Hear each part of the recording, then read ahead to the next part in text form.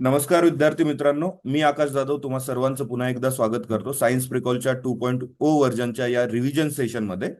कालच्या दिवशी आपण रिमोट सेन्सिंगचं एक 2.5 ते 3 तासामध्ये रिव्हिजन केलं, ज्यामध्ये काही अपडेट्स वगैरे जे काही रिसेंट स्पेस चे जे काही प्रोग्राम्स होते ग्लोबल लेवलचे असतील नाहीतर इंडियाचे असतील ते देखील पाहिजे. तर आपण ते कव्हर केलं आणि आता आपण आयसीटी कव्हर करणार आहोत. ठीक आहे.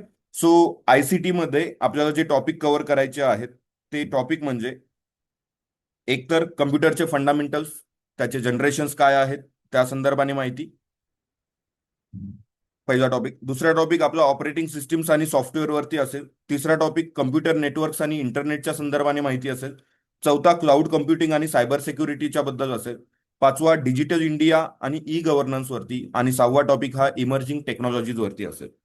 डिजिटल इंडिया ई गव्हर्नन्सच्या बाबतीत एक HTML वेब पेज देखील मी तुम्हाला देणार आहे. आपण जे प्रॅक्टिकली करत आलो त्याच्यावरती तुमच्या टेस्ट सिरीज मध्ये असेल ना तर आयोगामध्ये डायरेक्टली प्रश्न येणार आहेत, जे तुम्ही करत आलात, जे तुम्ही वापरत आलात. फक्त त्याला कन्सोलिडेट करायचं आहे आपल्या प्रॅक्टिकल नॉलेजला आणि जे काही आपल्याला थेरॉटिकल नॉलेज घ्यायचं आहे त्याला. ठीक आहे.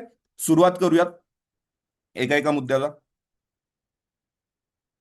सो कम्प्युटर फंडामेंटल्सच्या संदर्भाने. सो कम्प्युटर सायन्सचा हा सर्वात बेसिक पाया म्हणून आपण याच्याकडे बघू शकतो. ओके, तुमच्या डेफिनेशन्स माहिती असणं गरजेचे. जनरेशन्स कोणकोणते आहेत, मेमरी टाइप्स कोणते आहेत हे तुम्हाला माहिती पाहिजेत. सो सगळ्यात आधी तर कम्प्युटर. ओके, कम्प्युटर काय आहे?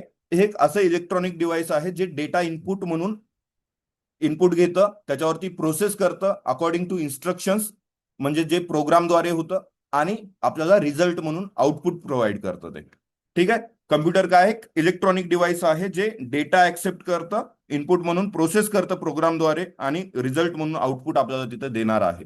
सो ही डेफिनेशन इनपुट, प्रोसेस आणि आउटपुट, IOP, सॉरी, IPO आणि IPO सायकल याला म्हटलं जातं, हे आपल्याला लक्षात ठेवायचं आहे. ओके. सो मेकॅनिझम काय आहे? IPO cycle. याच्यामध्ये स्टोरेज पण येतं, कारण IPO सायकल फक्त तेवढीच नाहीये तर त्याच्या पुढे ऍडिशनल स्टोरेज पण येणार आहे. सो इनपुट, प्रोसेस आणि आउटपुट. जसं की तुम्ही कम्प्युटरला किंवा कोणत्याही कॅल्क्युलेटरमध्ये 5+3 असं इनपुट देता, तर कम्प्युटरच्या संदर्भाने जेव्हा तुम्ही असं इनपुट देता 5+3, तेव्हा काय घडतं? प्रोसेसिंग होत असते. कुठे होते प्रोसेसिंग? सेंट्रल प्रोसेसिंग युनिट जो काही आहे कम्प्युटरचा त्या भागामध्ये प्रोसेसिंग होते. त्याच्याकडे कंट्रोल युनिट आणि अरिथमॅटिक लॉजिक युनिट असतात, हे तुम्हाला माहिती आहे. कंट्रोल युनिट आणि अरिथमॅटिक लॉजिक युनिट असतात. याचा जो अरिथमॅटिक लॉजिक युनिट आहे ते वापरून काय करतं? ते 5+3 ऍडिशन करतं, आणि आउटपुट म्हणून आपल्याला काय भेटतं? एखादं त्याचं जे काही ऍडिशन आहे 8 भेटतं. हे जे काही आहे ते म्हणजे आपलं इनपुट, प्रोसेस आणि आउटपुट. हे फक्त एवढंच करतं का? आपल्याला हे स्टोअर पण करून देतं. सो स्टोरेज पण मग एक्झॅक्टली काय आहे? IPO सायकल तर आहे, सोबत यस पण आहे, स्टोरेज पण आहे. सो याच्यामध्ये आपल्याला कंपोनंट्स कोणकोणते आहेत हे पाहणं गरजेचं ठरतं. सो तुमचे इनपुट डिव्हायसेस आहेत, आउटपुट डिव्हायसेस आहेत, आणि इनपुट आणि आउटपुट डिव्हायसेस दोन्ही म्हणून काम करणारं देखील आहे. सो इनपुट डिव्हायसेस मध्ये तुम्हाला काय पाहायला भेटतं? कीबोर्ड आहे, माऊस आहे, स्कॅनर आहे, मायक्रोफोन आहे, जॉयस्टिक आहे, लाईट पेन, यस पेन, आता जो मी पेन वापरतोय हा पेन आहे. राईट, हे इनपुट डिव्हायसेस आहेत. कीबोर्डमध्ये तुम्ही टेक्स्ट इनपुट करता, क्वाटी कीपॅड्स वगैरे जे वापरता तुम्ही. माऊस आहे, पॉइंटिंग डिव्हाइस आहे. राईट. स्कॅनर्स आहेत जे की तुमचा फिजिकल डॉक्युमेंटला काय करतं? डिजिटल बनवतं. मायक्रोफोन फोन आहे जो की तुमचा ऑडिओ इनपुट आपल्याला देत असतं. आपण जेव्हा ऑडिओ इनपुट देतो त्याचे व्हॉइस कमांडसाठी त्याला गरजेचे आहेत. तुम्ही आता मोबाईलवरती बोलता ते इनपुट्स म्हणून घेतं मायक्रोफोनद्वारे.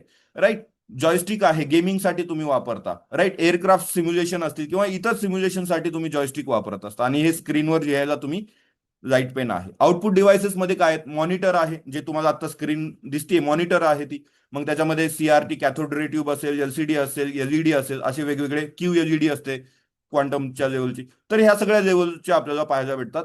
प्रिंटर्स आहेत जे की हार्ड कॉपी देतात, inkjet printers, laser jet printers. Right. असे वेगवेगळे टाईपचे आपल्याला प्रिंटर्स पाहतात. स्पीकर आहेत, आउटपुट डिव्हाइस आहे. जो तुम्ही मायक्रोफोनने इनपुट दिला तो मायक्रोफोन कुठे आला? इनपुट डिव्हाइस मध्ये. स्पीकर तुमच्या आउटपुट डिव्हाइस मध्ये येतात.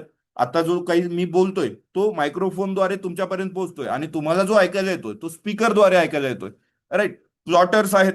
प्रिंटर कुठे येतात?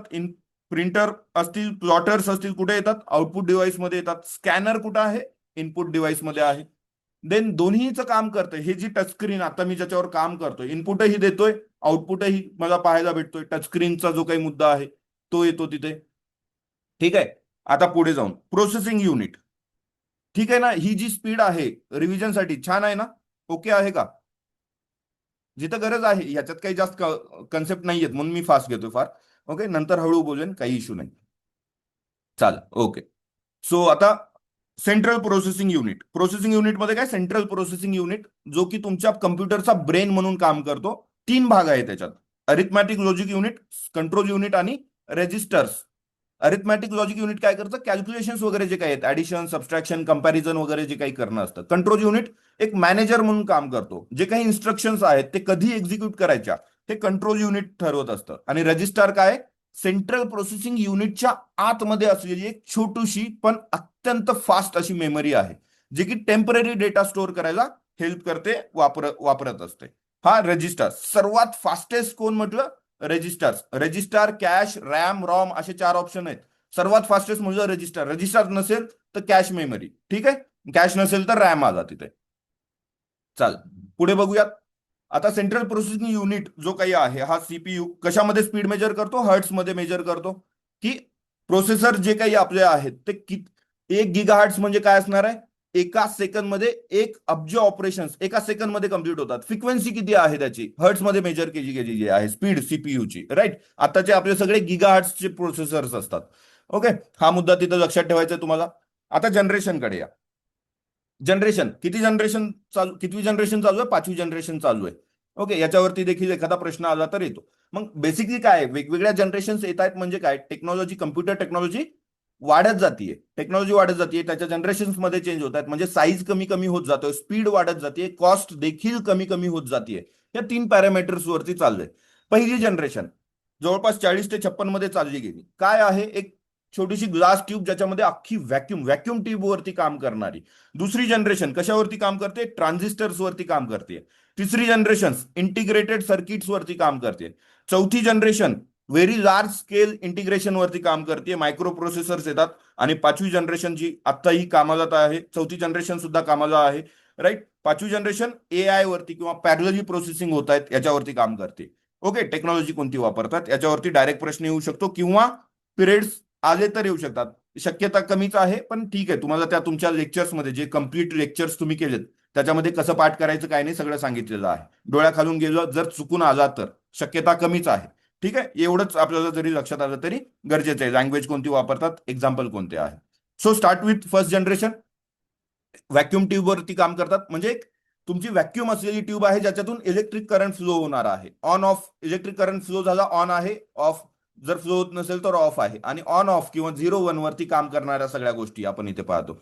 त्याचा साईज म्हणजे एका मोठ्या खोली एवढा होता, तुम्हाला माहितीये. आणि एवढा मोठा मशीन म्हणजे खूप जास्त हीट जनरेट करणार, कूलिंग सिस्टीम मोठी लागणार, पैसा खूप जास्त लागणार. रिलायबिलिटी सुद्धा चांगली नव्हती, फेल्युअर सारखे सारखे होत होते याच्यामध्ये. ठीक आहे, इलेक्ट्रिसिटी खूप मोठ्या लेवलवरती कंझ्युम होत होती. आता याच्यामध्ये जी मशीन लँग्वेज आहे ती मशीन लँग्वेज वापरली गेली. म्हणजे काय, 0 आणि 1, जी की माणसाला समजत नाही पण मशीन्सला समजते, सीपीयूला समजते. एक्झाम्पल लक्षात ठेवा, इनायक आणि युनिवॅक. इनायक काय, तुमचं electronic numerical integrator and computer, जे की 45 मध्ये पहिल्यांदा तयार केलेलं तुमचं आहे. युनिवॅक जो आहे कमर्शियली वापरात येणारं पहिलं आहे. ठीक आहे, एवढंच दोघांमधला फरक लक्षात ठेवायचा. इनायक पहिला आहे तर कमर्शियली वापरण्यात येणारं युनिवॅक आहे. दोघेही फर्स्ट जनरेशनचे आहेत. सेकंड जनरेशन, इथे ट्रान्झिस्टर्स आहेत. ट्रान्झिस्टर काय, तुमचा सेमी कंडक्टर डिव्हाइस असणारा एक, जे की इलेक्ट्रिक सिग्नल जे आहेत अँप्लिफाय करतं किंवा स्विच म्हणूनही काम करतंय. सिग्नल्स अँप्लिफाय करणं किंवा स्विच म्हणून काम करणं, त्याच्यात काय काय पार्ट्स असतात ते सगळं आपण मेन बॅच मध्ये बघितलंय. ठीक आहे, व्हॅक्यूम ट्यूब आणि ट्रान्झिस्टर्स हा फरक आपल्याला तिथं लक्षात घ्यायचा. फर्स्ट जनरेशन मध्ये व्हॅक्यूम ट्यूब, सेकंड जनरेशन मध्ये ट्रान्झिस्टर्स आले. साईज ऑब्व्हियसली कमी होणार आहे त्याच्यापेक्षा, स्पीड वाढणार आहे, हीट कमी होणार आहे आणि रिलायबिलिटी देखील वाढणार आहे. पण लँग्वेज कोणती, असेंब्ली लँग्वेज, जी की माणसाला थोडीफार समजू शकते. मशीन लँग्वेज आहे, ह्युमन फ्रेंडली थोडं. तुमचा जो घरामध्ये असणारा फ्रीज किंवा तुमचा वॉशिंग मशीन आहे त्याच्यावरती ते लिहून असतं बघा, एमओव्ही, ऍड, सबस्ट्रॅक्ट किंवा स्टार्ट, एसटीटी, एसटीआर वगैरे जे काही असतं, हे जे दिसत आहेत शब्द, मूव्ह करणे. ओके, एस टी आर असे स्टार्ट करणे, एडीडी, ओके, ऍड करणे. हे काय तुमची असेंब्ली लँग्वेज आहे. मशीन लँग्वेज पेक्षा थोडी ह्युमन फ्रेंडली आहे, पण तरी कॉम्प्लेक्स असते. एखाद्याला माहितीच नाही लॉंग फॉर्म काय आहे तर त्याला काय करणार आहे. ठीक आहे. सो IBM 7090 हे पहिलं तुमचं सेकंड जनरेशनचं आहे. ते लक्षात ठेवा न ठेवा काही फरक नाही पडत. थर्ड जनरेशन 64 ते 71 सुरू झाली. थर्ड जनरेशन कधी 64 ते 71 सुरू झाली. IC इरा म्हणतात त्याला, इंटिग्रेटेड सर्किट. सगळ्यात खतरनाक रेव्होल्युशन आहे. बेसिकली काय, एक छोटी सिलिकॉन चिप, म्हणजे सेमीकंडक्टरची, सिलिकॉन काय सेमीकंडक्टर आहे, सिलिकॉनची चिप आहे ज्याच्यावरती हजारो ट्रान्झिस्टर्स बसवले. ट्रान्झिस्टर्स एका इंटिग्रेटेड चिपवरती इंटिग्रेट केलेत. नाव लक्षात ठेवा, जॅक किल्बी. जॅक किल्बी आणि रॉबर्ट नॉयस. ऍटलिस्ट जॅक किल्बीचं नाव लक्षात ठेवायचं तुम्हाला.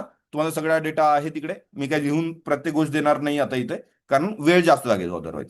जॅक किल्बी आणि रॉबर्ट नॉयस यांनी इंटिग्रेटेड सर्किटचा शोध लावला. त्यात जॅक किल्बीला नोबेल प्राइज सुद्धा मिळालेले या गोष्टीसाठी. म्हणजे एखादा छोटा स्टॅम्प साईज वरचा पेपर आहे त्याच्यावरती हजार, म्हणजे तुमचा हा जो लॅपटॉप आहे एखादा, तर लॅपटॉपवरती तुमचा अख्खा मॅप सिटीचा प्रिंट करणं सारखं आहे ते इंटिग्रेटेड सर्किट म्हणजे. ओके. हाय लेवल लँग्वेज इथं वापरण्यात आली. कोणती? फॉर्ट्रन. फॉर्ट्रन लँग्वेज लक्षात ठेवायच्या, हाय लेवल लँग्वेज मध्ये पहिली. आणि त्याच्यानंतर कमर्शियल लेवल होती, बिझनेससाठी जी वापरण्यात आली ती कोबॉल. याच्यामध्ये कोबॉल पण लक्षात ठेवता येते लँग्वेज, COBOL, कोबॉल. कमर्शियल बिझनेसेससाठी वापरण्यात आलेली लँग्वेज. ओके, ठीक आहे. हे आता माणसाला समजेल असं प्रोग्रामिंग इथं शक्य झालं होतं हाय लेवल लँग्वेजमध्ये. कुठे? थर्ड जनरेशन मध्ये सुरू झाले ते. ओके. IBM 360 सिरीज हे पहिलं कमर्शियली सक्सेसफुली यूज झालेले कम्प्युटर्स आहेत. ओके. फोर्थ जनरेशन बघा. फोर्थ जनरेशन ही 71 पासून आतापर्यंत सगळे मायक्रो प्रोसेसर इरा म्हटलं गेलं याला. म्हणजे सगळा सीपीयू, आता हे चिप वगैरे नाही, अख्खा चिप सीपीयूच, म्हणजे त्याच्यात arithmetic logic unit, control unit, register, सगळं सगळं हे सगळं तुमचं एका चिपमध्ये, छोट्याशा चिपमध्ये बसवण्यात आलं. व्हेरी लार्ज स्केल इंटिग्रेशन, खूप मोठ्या लेवलचं इंटिग्रेशन झालेलं आहे. इथे इंटिग्रेटेड हजारो सर्किट झाले तर इथं लाखो होतील. ओके. सो VLSI काय आहे? लाखो ट्रान्झिस्टर एका चिप वरती बसवलेत. 71 मध्ये पहिला मायक्रो प्रोसेसर कोणी बनवलाय? इंटेलने बनवलाय. इंटेलने. इंटेलचा तो मायक्रो प्रोसेसर कोणता होता? इंटेल 4004. पाठ करत नाही बसायचा, मी जस्ट तुमच्या डोळ्याखालून घालण्यासाठी सांगतोय. इथे लँग्वेजेस वापरण्यात आल्या, मग सी लँग्वेज, C++, जावा या लँग्वेजेस वापरण्यात आल्या. इथे पर्सनल कम्प्युटर, PC ज्याला म्हणता ना तुम्ही, PC, पर्सनल कम्प्युटर इथे सुरू झालेत. मायक्रो प्रोसेसर P आणि C, PC लक्षात ठेवता येतं. ओके. इंटिग्रेटेड T आहे, Fortran. Integrated circuit third generation high level language पहिली कधी कोणती? फोर्ट्रान लक्षात ठेवता येईल तुम्हाला. ओके. मग आता जे तुम्ही i3 series, i5 series, i7 series जे बघता ना, i9 सिरीज, i10 वगैरे, ते इंटेलचे प्रोसेसर्स आहेत. Okay, micro processor. पाचवं जनरेशन जे आता सुरू आहे, आर्टिफिशियल इंटेलिजन्स आणि पॅरलली प्रोसेस करतं. ओके, असे फीचर्स. पॅरलल प्रोसेस म्हणजे एकाच वेळी खूप सारे टास्क एक्झिक्यूट करणं. ओके, मल्टिपल प्रोसेसर्स एकत्र काम करतात त्याच्यात. मग इथं लँग्वेज जी वापरली जाते, पायथॉन आणि प्रोलॉग वापरली जाते. आणि अजूनही असतील हाय लेवल लँग्वेज कोणत्या, तर पायथॉन आणि प्रोलॉग तुम्हाला लक्षात ठेवायचं आहे. AI साठी असेल, मशीन लर्निंगसाठी वापरले जातात. मग तुमचं ChatGPT, deep mind, deep sick, IBM Watson, किंवा आता गुगलचे जे काही आलेत, जेमिनाय वगैरे, हे सगळे तुमचे इथं AI सिस्टीम्स सगळ्या पाहायला भेटतात. किंवा तुमचे कम्प्युटर्स जे काही आहेत. ChatGPT आय थिंक अल्टमन, त्याचा जो काही ओनर आहे, त्याने घोषित केले की लवकरच मोबाईल काढणार आहेत ते सगळं मार्केटच खाऊन टाकेल तो. सो हे रिव्हिजनसाठी तुम्हाला एकदम बेस्ट जाणार आहे. मी आता पुढे घेईल, मला तुमच्याकडून उत्तरं अपेक्षित आहेत. देणार उत्तरं आत्ताच्या डेटावरती. 41 जण कोण कोण आहेत सगळे? प्रयत्न करा. एकच सेकंद. हे शाओमी जे नावं आहेत, मोबाईलची नावं आहेत, आपली नावं एडिट करा. ओके. नाहीतर मी पुढच्या हे उत्तरं झाल्याच्या नंतर इथून रिमूव्ह करेल. रिमूव्ह केल्याच्या नंतर तुम्ही पुन्हा लॉग इन करू शकत नाही, लक्षात ठेवा. ओके, चालेल. प्रश्न विचार. इनायक. इनायक हा कोणत्या जनरेशनचा कम्प्युटर आहे? First generation, second generation, third generation, fourth generation? First जनरेशनचा कमर्शियल वापरण्यात आलेल्या कम्प्युटरचं नाव काय होतं? युनिवॅक. ग्रेट. ट्रान्झिस्टर्स जे वापरण्यात आले ते कोणत्या जनरेशन मध्ये वापरण्यात आले? First generation, second, third? Second generation. Great great great. VLSI, very large scale integration, कोणत्या जनरेशनशी निगडीत आहे? VLSI चौथं जनरेशन. ग्रेट. ओके. पाचव्या जनरेशन मध्ये ULSI, ultra large ultra very large scale असं काहीतरी येणार. ओके, USSI येणार तिथं 5व्या जनरेशनला AI चा वगैरे वापर. Micro processor, micro processor confusion झालं का? मायक्रो प्रोसेसर काय, थर्ड का फोर्थ?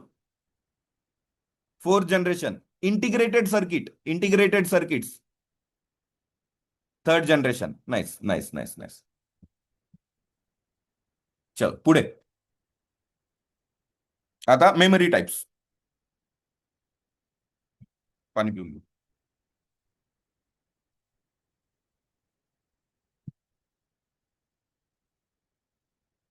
आता मेमरी वरती ट्रिकी प्रश्न वाटतात आपल्याला तसे, पण एकदा पाठ झालं, एकदा कळालं की सोपं जातं. ओके, सो बेसिकली तुमची ओजाटाईल आहे का, फास्ट कोण आहे, अशा पद्धतीचे, प्रायमरी मेमरी कोणती आहे, सेकंडरी मेमरी कोणती आहे, अशा पद्धतीचे प्रश्न येतात.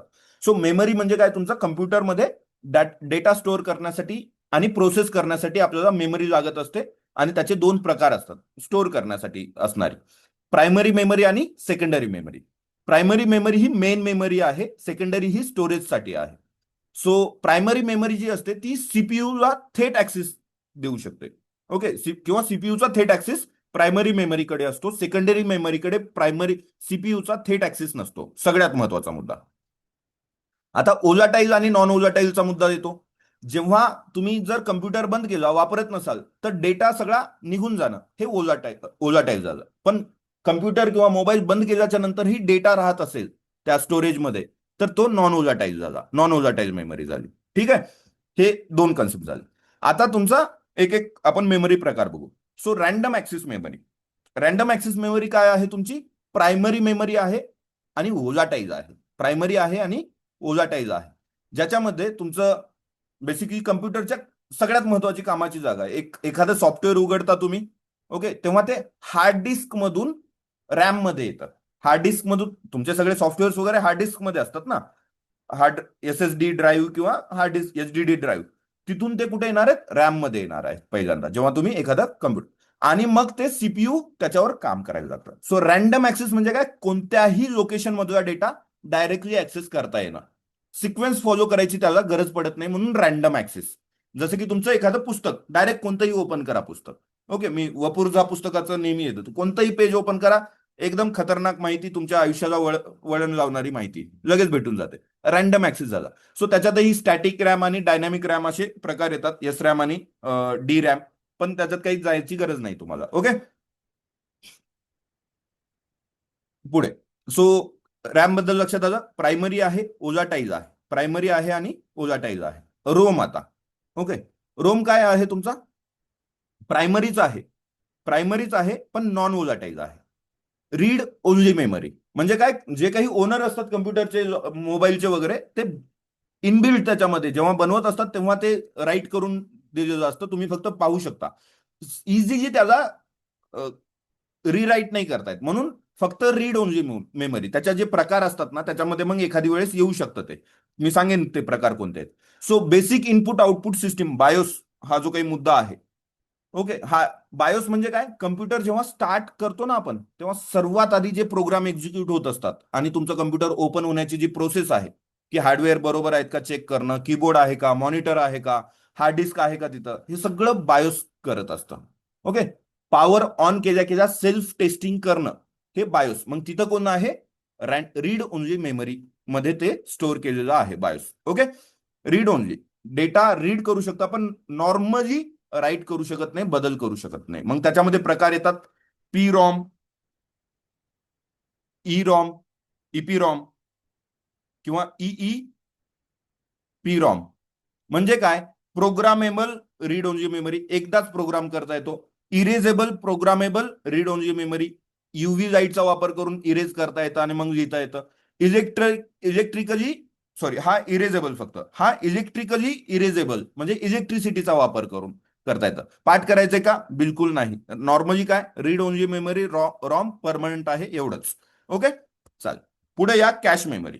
कॅश मेमरी ओलाटाईल आहे, पण रजिस्टरपेक्षा कमी, पण या बाकीच्यांपेक्षा स्पीड त्याची हायेस्ट आहे. सीपीयू आणि रॅमच्या मध्ये असते. रॅम आणि सीपीयूच्या मध्ये असणारी कोणती मेमरी म्हटलं की कोण येणार आहे? कॅश मेमरी येणार आहे. लक्षात राहील. सो प्रत्येक वेळेस आता तुम्हाला भूक लागल्याच्या नंतर प्रत्येक वेळेस फ्रीजमध्ये जाऊन खायची, फ्रीज ओपन करा आणि काढा आणि खा, याच्यापेक्षा ताट जर तुमच्या डायनिंग टेबलवर असेल तर तिथल्या तिथं खाता येतं, किंवा खिशातच घेऊन फिरणं. डब्यातून ओपन करून खाण्यापेक्षा खिशातला काढला जो काही शेंगदाणे बिंगदाणे आहेत आणि खाल्ले, हे कॅश मेमरीचं का. सीपीयू डायरेक्टली कॅश मेमरीकडून डेटा घेतं. फ्रिक्वेंटली यूज असणारा डेटा जो काही आहे तो कॅश मेमरीमध्ये असणार आहे. सीपीयूला रॅम पर्यंत जायची गरज नाही. तो जो वेळ लागणार आहे तो कमी होणार आहे इथं. ठीक आहे. त्याचेही प्रकार असतात, त्याच्या प्रकारात जायची गरज नाहीये तुम्हाला. पुढचं हार्ड डिस्क. हार्ड डिस्क मध्ये तुमचं एचडीडी ड्राईव्ह आणि एसएसडी ड्राईव्ह असे दोन येतात. सॉलिड स्टेट ड्राईव्ह याचा लॉंग फॉर्म काय, सॉलिड स्टेट ड्राईव्ह. याच्यामध्ये तुम्हाला मुव्हिंग पार्ट्स नसतात, मेकॅनिकल पार्ट नसतात. इथे एचडीडी मध्ये मुव्हिंग पार्ट्स आहेत, मेकॅनिकल असतात ते. ओके. मॅग्नेटिक. आता हार्ड डिस्क ड्राईव्ह काय, तुमचं एक मॅग्नेटिक स्टोरेज आहे. स्पिनिंग प्लॅटर्स असायचे पूर्वी. असं लॅपटॉप ओपन केला किंवा तुमचे कम्प्युटर ओपन केले की भूम गुर्र आवाज यायचा ना, तो हार्ड डिस्क ड्राईव्हचा यायचा नॉर्मली. सॉलिड स्टेट ड्राईव्ह मध्ये फ्लॅश मेमरीवरती बेस्ड असतात, त्याच्यामध्ये कोणतेही मुव्हिंग पार्ट्स नसतात. सो मग ज्याच्यात मुव्हिंग पार्ट्स नाहीये याच्यात मुव्हिंग पार्ट्स आहेत.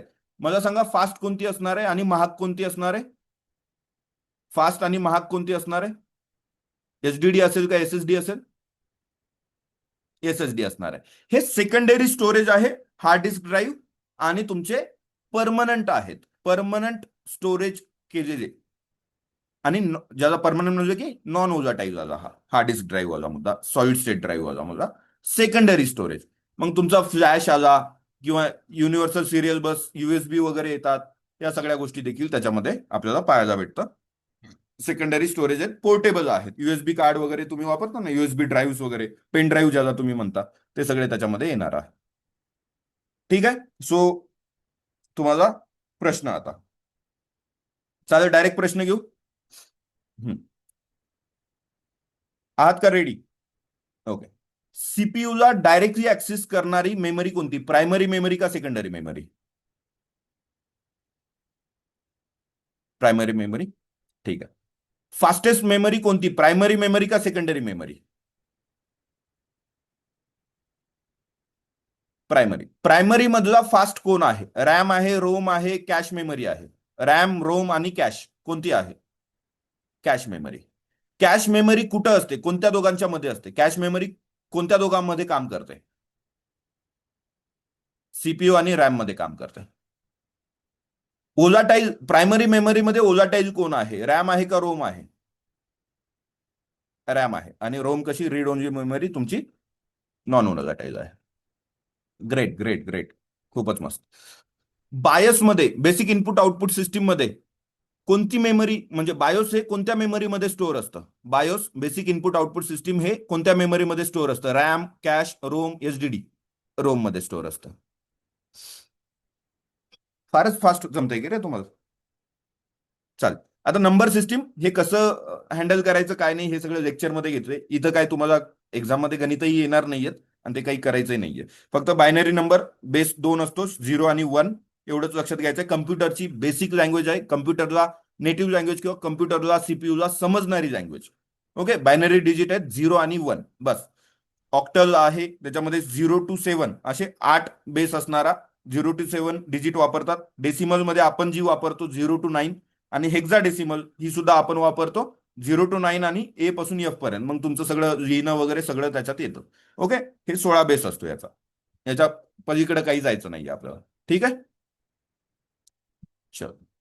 मग फक्त एवढंच जर विचारलं, मला सांगा डेसिमल म्हणजे बेस किती, डेसिमल म्हणजे बेस किती. बेस 2, बेस 10, बेस 8 काय. हेक्साडेसिमल मध्ये बेस किती. मग आता मला सांगा, binary number system, octal number system, decimal आणि हेक्साडेसिमल याच्यामध्ये मी जरी शिकवलं नाही तरी उत्तर येतं का बघू. मेमरीचे ऍड्रेसेस आणि कलर्स साठी कोणता बेस वापरणार तुम्ही. हेक्सा वापराल, डेसिमल वापराल, ऑक्टा वापराल. हेक्सा वापरणार. एबीसीडी पण लागेल ना ऍड्रेसेस साठी. नाईस. एक नंबर. सोबतच एक छोटीशी गोष्ट तुम्हाला, हे काय नॉर्मल असते तुमची ही प्रत्येक स्क्रीन तुम्हाला माहिती आहे, ते नोकियालाच एक काम सुचत नाही कधीतरी ते चौकोन काहीतरी काढून ठेवतं. ओके. पण तरी देखील त्याची जरी स्क्रीन साईज मोजायची असेल तर कशी मोजणार आहोत आपण? डायगोनलीच मोजणार आहोत. ओके. कोणत्याही कम्प्युटरचा ऑपरेटिंग सिस्टीमचा स्क्रीन साईज कसा मेजर केला जातो? डायगोनली इंच मध्ये मेजर केला जातो. साधा प्रश्न आला होता याच्यात, काय तो डेटा काय घेण्याचं असं काही हे नसतं. बेसिक तुमच्या लेक्चर्स मध्ये वगैरे घेतलेल्या गोष्टी आहेत त्या. पुढे या, ऑपरेटिंग सिस्टीम आणि सॉफ्टवेअर. ठीक आहे. ऑपरेटिंग सिस्टीमच्या संदर्भाने त्याचे प्रकार वगैरे सगळ्या गोष्टी येतात, पण त्याचे बेसिक प्रकार तेवढे समजून घ्यायचे आहेत. खूप डेप्थ मध्ये जायचं नाहीये इथेही. ओके. सॉफ्टवेअरच्याही संदर्भात सेम. सो ऑपरेटिंग सिस्टीम काय म्हणजे कम्प्युटरचा एक मॅनेजर. ऑपरेटिंग सिस्टीम नसेल तर तुमचं कम्प्युटर साधं एक डब्बं असणार आहे. ओके. सो त्याची डेफिनेशन कशी दिली आहे त्यांनी?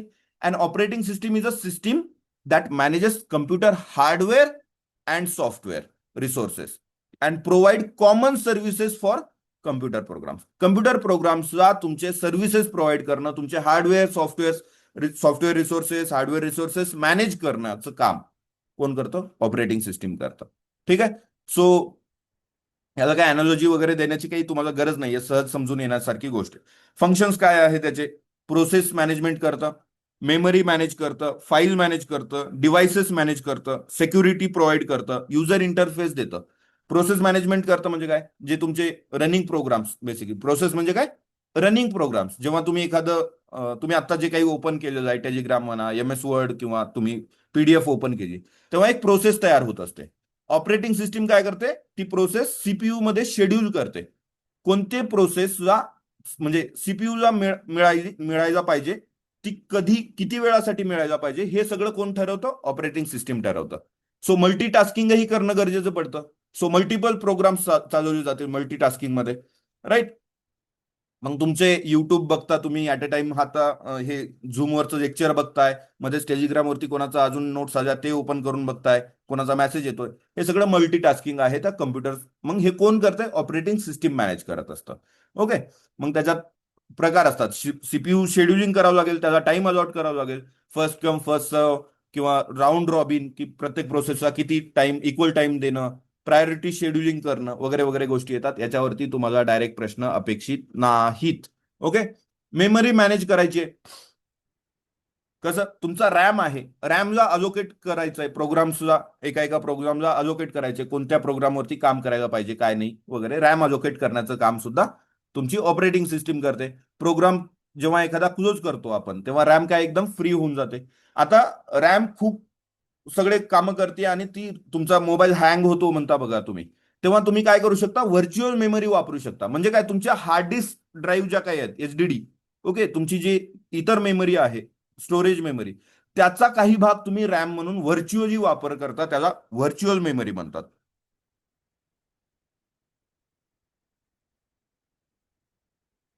सो व्हर्च्युअल मेमरी म्हणजे काय? जेव्हा एखादी रॅम कमी पडते, प्रोग्राम्स वाढतात, तेव्हा तुम्ही हार्ड डिस्क ड्राईव्हचा काही भाग ऑपरेटिंग सिस्टीम काय करते? रॅम म्हणून वापरते.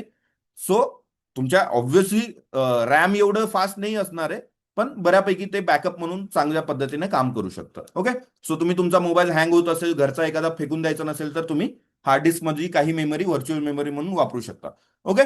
चालेल. फाईल मॅनेजमेंट करायचंय, त्यासाठी फोल्डर ऑर्गनाईज करायचे आहेत, ऑपरेटिंग सिस्टीम काम करणार आहे. डिव्हाइसेस मॅनेज करायचे, डिव्हाइस ड्रायव्हर. आता डिव्हाइस ड्रायव्हर्सद्वारे तुमचे जे काही हार्ड ड्राईव्ह आहे ते कंट्रोल, हार्डवेअर जे काही आहेत ते कंट्रोल केले जातात. बऱ्याचदा तुम्हाला होतं की तुम्ही एखादा कीबोर्ड लावता, पूर्वी व्हायचा, आता तर काय तुम्ही वापरत नाही कम्प्युटर वगैरे, पण तरी कीबोर्ड लावला आणि म्हटलं तिथे एक पॉपअप यायचा की डिवाइस, कीबोर्डचा ड्रायव्हर नाहीये. मग सो डिव्हाइस ड्रायव्हर काय?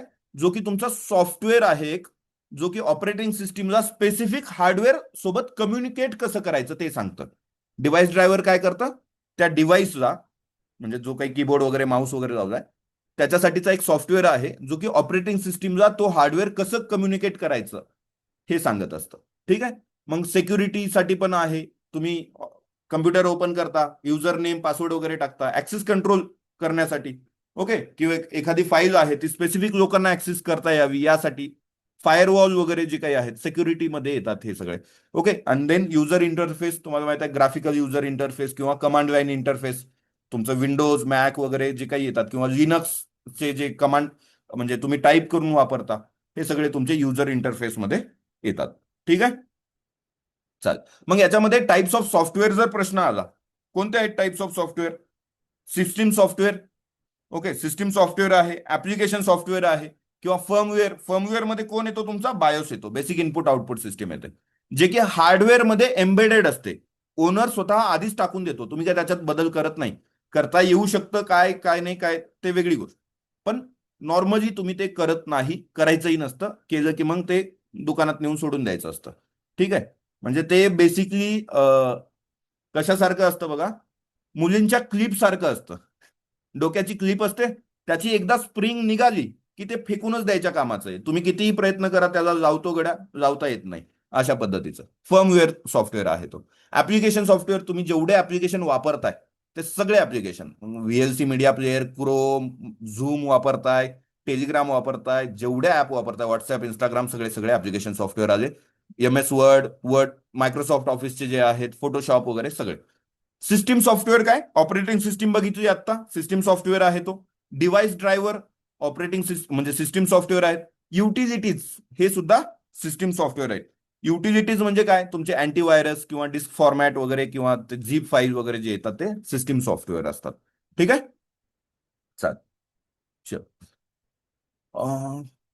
ठीक आहे, हा मुद्दा सोडून द्या, त्याच्यात काही काम करायची गरज नाहीये तुम्हाला.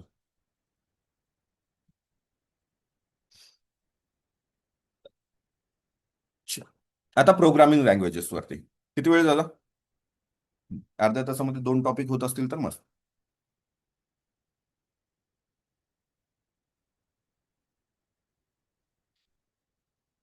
प्रोग्रामिंग लँग्वेज, लँग्वेज लेवल समजायचं असेल तर लो लेवल पासून हाय लेवल पर्यंत आपल्याला ते पाहायचे. ओके, लो लेवल पासून हाय लेवल पर्यंतचा भाग. ठीक आहे. सो लो लेवल म्हणजे काय? अशी लँग्वेज जी फक्त मशीनला समजू शकते, ह्युमन्सला नाही. ओके, ह्युमन्सला समजत नाही, मशीनला समजते, ती लो लेवल लँग्वेज. ओके. आता प्रत्येक लेवल जर बघायची झाली आपल्याला, हाय लेवल ही आपल्याला समजण्यासारखी. लो लेवलमध्ये मशीन लँग्वेज फर्स्ट जनरेशन मध्ये वापरण्यात आलं होतं, ज्याच्यामध्ये बायनरी 0-1 आले, जे की सीपीयूला समजते, त्याला कोणत्याही ट्रान्सलेटर्सची गरज लागत नाहीये. ओके. ह्युमन्सला ते लिहिणं आणि वाचणं जवळजवळ इम्पॉसिबलच आहे. 0-1-1-1-0-0 काय तुम्हाला लगेच ते कॅल्क्युलेशनच बसावं लागेल. ठीक आहे. किंवा त्याच्या पुढे जाऊन अजून कोणती आहे? असेंब्ली लँग्वेज, सेकंड जनरेशन मध्ये आपण वापरलेली. मूव, ऍड, सब, हे असे न्यूमॉनिक्स वापरले जातात. इथं असेंब्लर लागतो, जो की असेंब्ली कोडला काय करतो? मशीन लँग्वेज मध्ये, मशीन कोड मध्ये 0-1 मध्ये कन्वर्ट करतो. ठीक आहे. सो असेंब्लर कशात लागेल? लो लेवल लँग्वेजच आहे, सेकंड जनरेशन कम्प्युटरमध्ये वापरायचे, असेंब्ली लँग्वेज मध्ये लागतो. ते काय नावातच आहे त्याच्यामुळे. आता इथून पुढे high level language, mid level जरी म्हटलं तर हाय मध्येच येतं ते, त्याच्यात काही वेगळं काही हे नाहीये. पण सुरुवात ही सी, हा सगळ्यांचा बेस आहे त्याच्यामुळे. सो सी लँग्वेज लो लेवलपेक्षा थोडी बेटर असणार आहे, त्याचेही लो लेवलचेही फीचर्स आहेत, आणि हाय लेवलची आपली रिडॅबिलिटी जी आहे ती देखील आहे. ठीक आहे. सो ह्या सी लँग्वेजचा शोध कोणी कोणी बनवली हे विचारलं गेलं तर माहिती असावं, कारण बेसिक तर प्रश्न विचारून झालेत, अजूनही आयोग नाही विचारणार, तरी देखील नाव लक्षात ठेवा. डेनिस रिच्ची. ओके, डेनिस, सीच्या नंतर डी. सीचा कोण शोध लावला? डीने लावला, डेनिसने लावला. इतकं 1972 मध्ये तो शोध लावला, म्हणजे त्याने ती लिहिली होती, त्याने ती बनवली होती. ओके. ऑपरेटिंग सिस्टीम्स ज्या काही आहेत, बेसिक ऑपरेटिंग सिस्टीम्स लिहिण्यासाठी सी लँग्वेजचा वापर केला जातो. ओके. सो लिनक्स जी आहे, ओपन सोर्स असणारा ऑपरेटिंग सिस्टीम, ते सगळ्या याच्यातच लिहिलेला असतो. इतरही ऑपरेटिंग सिस्टीम त्यातच लिहिलेले असतात. बाकी high level language third generation मध्ये तुम्ही वापरत आलात. ओके. ह्युमनला रिडेबल असा सिंटॅक्स असतो. सिंटॅक्स म्हणजे काय? ग्रामर, ते जी काही भाषा आहे. सो पहिली कोणती आहे हाय लेवल लँग्वेज? फोर्ट्रन तुम्ही बघितलंय. तुमचं सगळे कॅल्क्युलेशन्स वगैरे सगळ्या सगळ्या गोष्टी इथे येतात. COBOL common business oriented language आहे, थर्ड जनरेशन मध्ये वापरण्यात आली. Common business oriented language COBOL business ऍप्लिकेशनसाठी आली. पास्कल नावाची एक आली होती एज्युकेशनल पर्पजसाठी. हे तुमचे थर्ड जनरेशन मध्ये वापरलेले हाय लेवल लँग्वेज आहे. फोर्थ जनरेशन मध्ये कोणती वापरलाय तुम्ही त्याच्यानंतर? बरं, इथं थर्ड जनरेशन मध्ये जे वापरलंय ना, ह्युमन रिडेबल आहे, पण इथे कंपायलर आणि इंटरप्रिटर लागतात. कशासाठी? या हाय लेवल लँग्वेजला, ही जी काही हाय लेवल लँग्वेज आहे त्याला कम्प्युटरला समजण्यासाठी भाषा कोणती आहे? लो लेवल लँग्वेज, त्याच्यामध्ये कन्वर्ट करणं गरजेचं आहे. ओके. सो हाय लेवल तुमचे मग काय येतं त्याच्यामध्ये? तुमचा डेटाबेस साठी असणाऱ्या SQL आहे, पायथॉन आहे, जावा आहे. ओके, या सगळ्या येणार आहेत. तुमच्या वेब ओरिएंटेड ज्या काही आहेत, फोर्थ जनरेशन लँग्वेज आहेत, डेटाबेस स्ट्रक्चर्ड क्वेरी लँग्वेज जो काही आहे SQL, त्याच्यासाठी ती SQL लँग्वेज वापरली जाते. जो काही डेटाबेस मॅनेज करायचा आहे त्यासाठी, डेटाबेस मॅनेजमेंटसाठी काय असणार आहे? SQL असणार आहे. मग त्याच्यामध्ये त्याचं तुम्ही सायबर सिक्युरिटी थ्रेटमध्ये सुद्धा SQL इंजेक्शन्स वगैरे ऐकतात. मग डेटाबेस मॅनेजमेंट वरती अटॅक कोणत्या ह्याच्याने झाला? CPP. I don't know CPP काय आहे. गुगल करा CPP. मी कधी वाचलं पण नाहीये. C++ म्हणताय का? C++. ठीक आहे, थर्ड जनरेशन मध्ये टाकून देतात, थर्ड जनरेशन मध्ये. ठीक आहे, एवढं कोणी विचारणार नाहीये, पण ठीक आहे, चाल. बेसिक सगळ्यात मिड म्हणतोय ना, त्याच्या पुढची मग थर्ड जनरेशन मध्ये. हे मी खूप डिटेलमध्ये दिले तुम्हाला. डायरेक्ट तुम्हाला हाय लेवल लँग्वेज कोणत्या आहेत असं विचारलं जातं. थर्ड जनरेशन किंवा पहिली चांगल्या लेवलची कोण आहे, फोर्ट्रन वगैरे विचारलं जातं. त्याच्यानंतर AI साठी वगैरे पायथॉन वगैरे वापरलाय तुम्ही. फिफ्थ जनरेशन मध्ये अजून प्रोलॉग, मर्क्युरी अशा आहेत ज्या AI साठी वगैरे वापरल्या गेलेल्या आहेत. ओके, चाल. ही पायथॉन एकदम सिम्पल सिंटॅक्स आहे. त्याचं काय, तुम्ही साध्या भाषेमध्ये जे काही लिहिताय ते सगळं तिथं याच्यामध्ये येणार आहे. चालेल. चल. आता पुढचा मुद्दा. मी बोलता बोलता तुम्हाला काय म्हणलं? कंपायलर आणि इंटरप्रिटर हे दोन शब्द वापरले. तर लिहा, तुमच्याकडे जागा आहे. सो हे काय करतात म्हणजे? कंपायलर आणि इंटरप्रिटर तुमच्या हाय लेवल लँग्वेजला लो लेवल लँग्वेजमध्ये ट्रान्सलेट करणार आहेत. सो ट्रान्सलेशन जे काही घडणार आहे, ते अख्खच्या अख्खा प्रोग्राम जर घडत असेल, होल प्रोग्राम एकदम घडत असेल, तर ते कंपायलर कंपाईल करून एकदाच करते, असं लक्षात ठेवता येतं. ओके. आणि एक एक लाईन करत असेल तर कोणाला? इंटरप्रिटर आला. मग स्पीड कोणाची जास्त असणार आहे? कंपायलरची जास्त असणार आहे. इंटरप्रिटरची थोडी कमी असणार आहे, कारण एक एक लाईन एक्झिक्यूट करत जावं लागते त्याला. इथे सगळं झाल्यावर एक्झिक्युशन आला मुद्दा. ओके. इथं एरर डिटेक्शन, सगळा एरर एकदाच डिटेक्ट होणार आहे. इथं प्रत्येक लाईनचा एरर डिटेक्ट होतो, लाईन बाय लाईन चालू आहे ना काम. मग तुमचे कंपायलर कशासाठी लागतात? तुमच्या C लँग्वेजसाठी, C++ साठी, जावासाठी. ओके. जावाच्या बाबतीत खूप भारी आहे. राईट वन्स रन एनिवेअर, कुठेही रन करता येते अशी ती लँग्वेज आहे. ओके. तो जो काही प्रोग्राम तयार केला तो कुठेही रन करता येतो, कोणत्याही सिस्टीमवरती रन करता येतो, कधीही करता येतो. हे कंपायलर वापरतात. इंटरप्रिटर मध्ये तुमचे एक JVM म्हणून आहे, पण ठीक आहे, त्याला काही पाठ नाही केलं तरी चालेल. ओके, चल. सो हा एवढा फक्त कंपायलर आणि इंटरप्रिटरचा मुद्दा लक्षात आला? Yes or no? पटकन. चल पुढे जाऊया. Database management system. आता डेटाबेस मॅनेजमेंट सिस्टीमच्या संदर्भाने मी तुम्हाला सांगितलं की असं सॉफ्टवेअर आहे जे की तुमचा डेटाबेस मॅनेज करणार आहे. म्हणजे तो स्टोअर करेल, रिट्रीव्ह करेल, मॅनेज करेल, सगळं इफिशियंटली काम करेल. ओके. म्हणजे काय? डेटाबेस काय? तुमचं स्ट्रक्चर्ड असं डेटाचं कलेक्शन असतं. म्हणजे त्याला जर तुम्हाला साधं भाषेत समजायचं असेल, अख्खी तुमची लायब्ररी म्हणजे एक डेटाबेस आहे. आणि मग तिथं जे लायब्ररीमध्ये एखादं टेबल असतो, काही असतं, तो बुक शेल्फ. त्या डेटाबेसमध्ये सॉरी डेटाबेसमध्ये टेबल्स असतात. ओके, रोज कॉलम्स वगैरे. तर ते काय आहेत? तुमचे बुक शेल्फ आहेत. आणि त्याच्या तुमच्याकडे तिथं रेकॉर्ड्स असतात. मग त्याचं एक एक बुक आहे. ओके. आणि डेटाबेस मॅनेजमेंट सिस्टीम म्हणजे कोण? तुमचा तो खडूस लायब्ररियन आहे, जो की अख्खे बुक ऑर्गनाईज करतोय. राईट. तुम्हाला शोधून देतो, काय कधी दिला होता त्याला माहिती, आपल्यालाच म्हणतो जा घेऊन जा म्हणतो. किंवा गव्हर्नमेंट असेल तर मग तो आतमध्ये येऊच देत नाही, गव्हर्नमेंट कॉलेज असेल तर. ठीक आहे. मग याचे बरेच प्रकार आहेत. रिलेशनल, नो SQL, ऍसिड वगैरे. हा, ऍसिड ही त्याची प्रॉपर्टी आहे. बोलू त्याच्यावर, जस्ट नॉर्मल बोलू, जास्त डिटेल जायची गरज नाही. ओके. सो टेबल्स म्हटलं ना मी, रो कॉलम्स वगैरे जे काही टेबल्स वगैरे होते, सगळा डेटा होता त्याच्यात. त्याच्यात रिलेशनशिपद्वारे एकमेकांच्या रिलेशन सोबत जर कनेक्ट असेल. ओके. SQL जिथं वापरला गेला. ओके. रोज आणि कॉलम्स मध्ये सगळा डेटा आहे, तो रिलेशनल डेटाबेस मॅनेजमेंट. टेबल असणार, सिस्टीम असणार. ठीक आहे. बँकिंगमध्ये, हेल्थकेअर सिस्टीममध्ये, गव्हर्नमेंट डेटाबेसमध्ये माय एसक्यूएल, ओरॅकल, पोस्टग्री एसक्यूएल हे सगळे त्याचे एक्झाम्पल्स पाहायला भेटतात.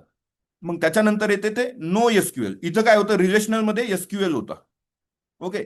नो एसक्यूएल इथं काय असणार आहे, तुमचा फ्लेक्झिबली डॉक्युमेंट्स असतात त्याच्यात. असं काही टेबलमध्ये ऍड नसतो, रो कॉलम्स वगैरे काही केलेलं नसतं. म्हणजे तुमचा सोशल मीडियाचा जो काही डेटाबेस मॅनेजमेंट असणार आहे, बिग डेटा सिस्टीम पुढे पाहणार होता आपण. बिग डेटा सिस्टीम हे जे काही रिअल टाइम मध्ये जे तुम्ही ऍप्स वापरता, हे सगळे नो एसक्यूएल वरती असतात. ओके. मोंगो डीबी हे असे ते रेडिस वगैरे त्याचे एक्झाम्पल्स आहेत, पाठ करायचे नाहीत. ठीक आहे. एसक्यूएल आणि नो एसक्यूएल मध्ये काय, तुमचा टेबलमध्ये आहे का डेटा, नाही, एवढाच तो फरक. सो याच्यामध्ये कमांड्स कशा वापरल्या जातात. सगळ्यात आधी तर तुमच्या एसक्यूएल कमांड्स काय, DDL, data definition language. Okay. जे की स्ट्रक्चर डिफाईन करतं, क्रिएट करतं एखादी गोष्ट. ओके. नवीन टेबल तयार करतं, ड्रॉप करतं म्हणजे काय, डिलीट करतं, किंवा त्या डेटाला, टेबलला अल्टर करणार. ओके. अगेन कोणाला जर वाटत असेल हे काय चाललंय तर सोडून द्या, ह्याच्यावरती प्रश्न येणार नाहीत. ओके. फक्त मला डेटा तिथला तेवढाच कव्हर करून घ्यायचा म्हणून तुम्हाला सांगून देतोय. ओके. चालेल. त्याच्यानंतर डीएमएल, डेटा मॅन्युप्युलेशन लँग्वेज असणार. इन्सर्ट करा, अपडेट करा, डिलीट करा, सिलेक्ट करा करता येतं. डीसीएल, डेटा कंट्रोल लँग्वेज असते, ऍक्सेस कंट्रोल करता येतो तिथं. ग्रँट म्हणजे परमिशन देणं किंवा परमिशन काढून घेणं, जे आहे डीसीएल. ओके. आता मी तुम्हाला माझ्या ऍपवरती आहात तुम्ही, राईट, तुम्ही परचेस केली बॅच. ओके. आता तिथं जर मी डीसीएल माझ्याकडे आहे, तर मी काय करणार आहे की तो तुमचा ऍक्सेस, तुम्ही जर बदतमीजी केली, एखादा असतो ना, तो शिक्षकासोबत कसं वागायचं, मित्रासोबत कसं वागायचं हे विसरून जातो, राईट, तर मग त्याचा ऍक्सेस काढून टाकायचा आहे मला. डीसीएल वापरेल मी, डेटा कंट्रोल लँग्वेज वापरेल. ठीक आहे. हे असे प्रकार असतात त्याचे. काय, ठीक आहे, त्याला काही गरज. याच्या प्रॉपर्टीज ऍसिड प्रॉपर्टीज म्हणतात. ऍसिड बेसिस वाला ऍसिड नाहीये. So A for atomicity, C for consistency, I for isolation आणि डी फॉर ड्युरेबिलिटी. काय आहे काय नाही काहीच गरज नाही. तरी सांगतो, ऍटॉमिसिटी एक शब्द सांगून देतो तुम्हाला. ट्रान्झॅक्शन पूर्ण होणार किंवा नाही होणार, हाफ ट्रान्झॅक्शन नाही, होईल तरी किंवा नाही तरी, एवढंच. पण आता ते मध्येच आपलं धिंगाणा उठलाय की ट्रान्झॅक्शन झालंय असं सांगून पैसा कट झाला आणि नंतर होतच नाही, असं बऱ्याचदा होतं तुम्हाला. बँकिंग ट्रान्सफर्स मध्ये वापरलं जातं ऍटॉमिसिटी, जे काही डेटाबेस मॅनेजमेंट सिस्टीम आहे. चांगल्या लेवलचं काम केलं तर होतं, अदरवाईज इंजिनियर खराब असतील तर मग काही सांगता येत नाही. ठीक आहे. मग बाकी असेच, मग ड्युरेबिलिटी काय असणार आहे, तर ट्रान्झॅक्शन जे काही आहे ते परमनंट ठेवतात वगैरे वगैरे गोष्टी आहेत. ठीक आहे. चल, पुढे जाऊयात. एकच सेकंद द्या.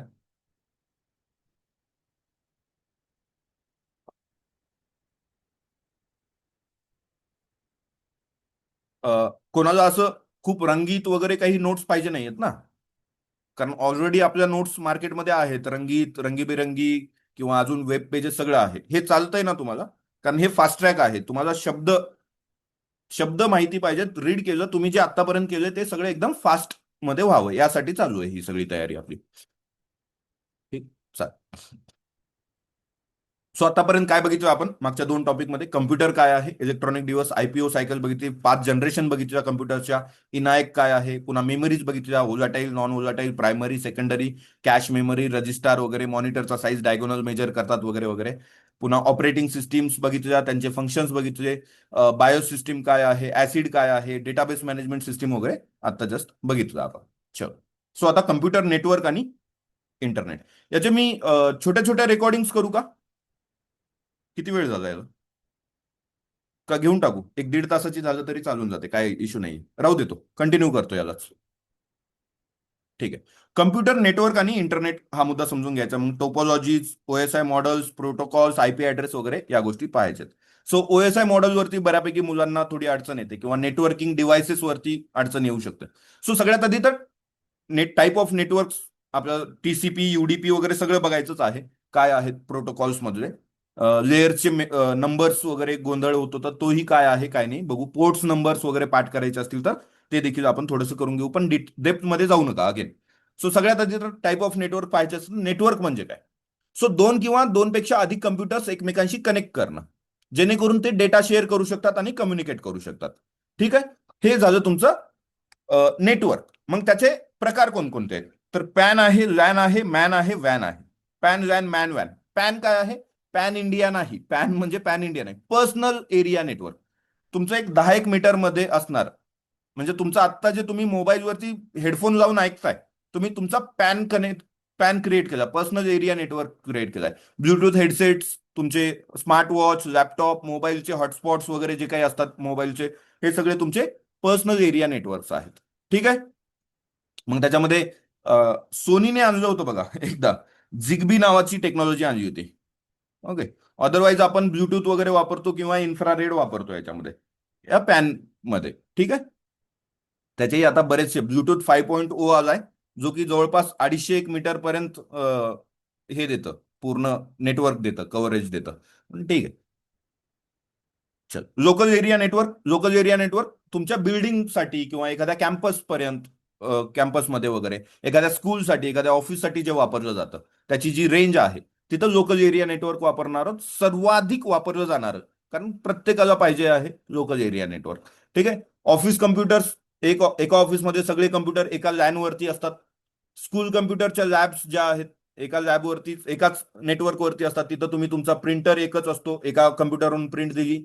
किंवा इंटरनेट शेअरिंग आपल्या एका कम्प्युटरवरून सगळीकडे असतं. ओके. किंवा घराचं होम नेटवर्क जे काही आहे, वायफाय राउटर, आता तुमच्या घरामध्ये आहे वायफाय राउटर, ते कशावरती आहे? लोकल एरिया नेटवर्क समजून घ्यायचं. ठीक आहे. मग त्याच्यामध्ये तुमची स्पीड वगैरे जी आहे, टेक्नॉलॉजी कोणती असते? इथरनेट. लोकल एरिया नेटवर्क इथं काय ब्लूटूथ वगैरे वापरतो ना, इथं इथरनेट वापरतो आपण. ओके. मग इथरनेटचंही त्याचे वर्जन, आणि वायफाय पण वापरतो, वायरलेस फिडिलिटी पण वापरतो. मग याच्यामध्ये त्याचे 802.11, सॉरी 0.3 काहीतरी येतं, आणि हा पण असंच काहीतरी येतो. हे काय नंबर्स पाठ करायचे नाहीत. इथरनेट आणि वायरलेस फिडिलिटी कशात येणार आहे टेक्नॉलॉजी? तुमची लोकल एरिया नेटवर्कमध्ये येणार आहे. ठीक आहे. मग त्याच्यामध्ये स्पीड 100 MBPS तर तुम्ही सगळे वापरतच आहात, फास्ट इथरनेट म्हटलं गेलं त्याला. पण त्याच्याही पेक्षा गिगाबीट इथरनेट 1000 MBPS म्हणजे 1 GBPS पर्यंत जाऊ शकतं. सो तुम्हाला जर हाय स्पीड डेटा ट्रान्सफर करायचा असेल, किंवा सिक्युअर असा डेटा पाहिजे, म्हणजे ऍक्सेस पाहिजे असेल, बाहेरचं कोणी ऍक्सेस करू नये असं जर हवं असेल, ओके, रिसोर्स शेअरिंग करायची आहे तुमच्या तुमच्या लोकलमध्ये, एरियामध्ये, आणि कमीत कमी याच्यामध्ये पाहिजे असेल, तर लोकल एरिया नेटवर्क आला. ठीक आहे. आता त्याच्या पुढे मेट्रोपॉलिटन एरिया नेटवर्क म्हणजे काय? तुमचा सिटी वाईड आहे, लँडपेक्षा मोठा आहे, एका शहरभर पसरलेलं, एका जिल्ह्यामध्ये पसरलेलं, जिल्ह्यात तर नाही जात पण शहरभर वगैरे, एका गावामध्ये वगैरे पसरलेलं जे नेटवर्क आहे, तुमच्या लॅनपेक्षा ऑब्व्हियसली मिळत. कोणतं? लहानपणापासून आपण जे घरात केबल, टीव्ही केबल होते नेटवर्क, ते सगळे मॅनवाले आहेत. ओके. Metropolitan area network. किंवा तुमचे जे स्मार्ट सिटी प्रोजेक्टमध्ये जे वायफाय वगैरे दिलेत ना, किती चालतात काय नाही त्यांचं त्यांना माहिती, पण स्मार्ट सिटी प्रोजेक्ट मध्ये जे काय सिटी वायफाय, किंवा बँकच्या ब्रांचेस,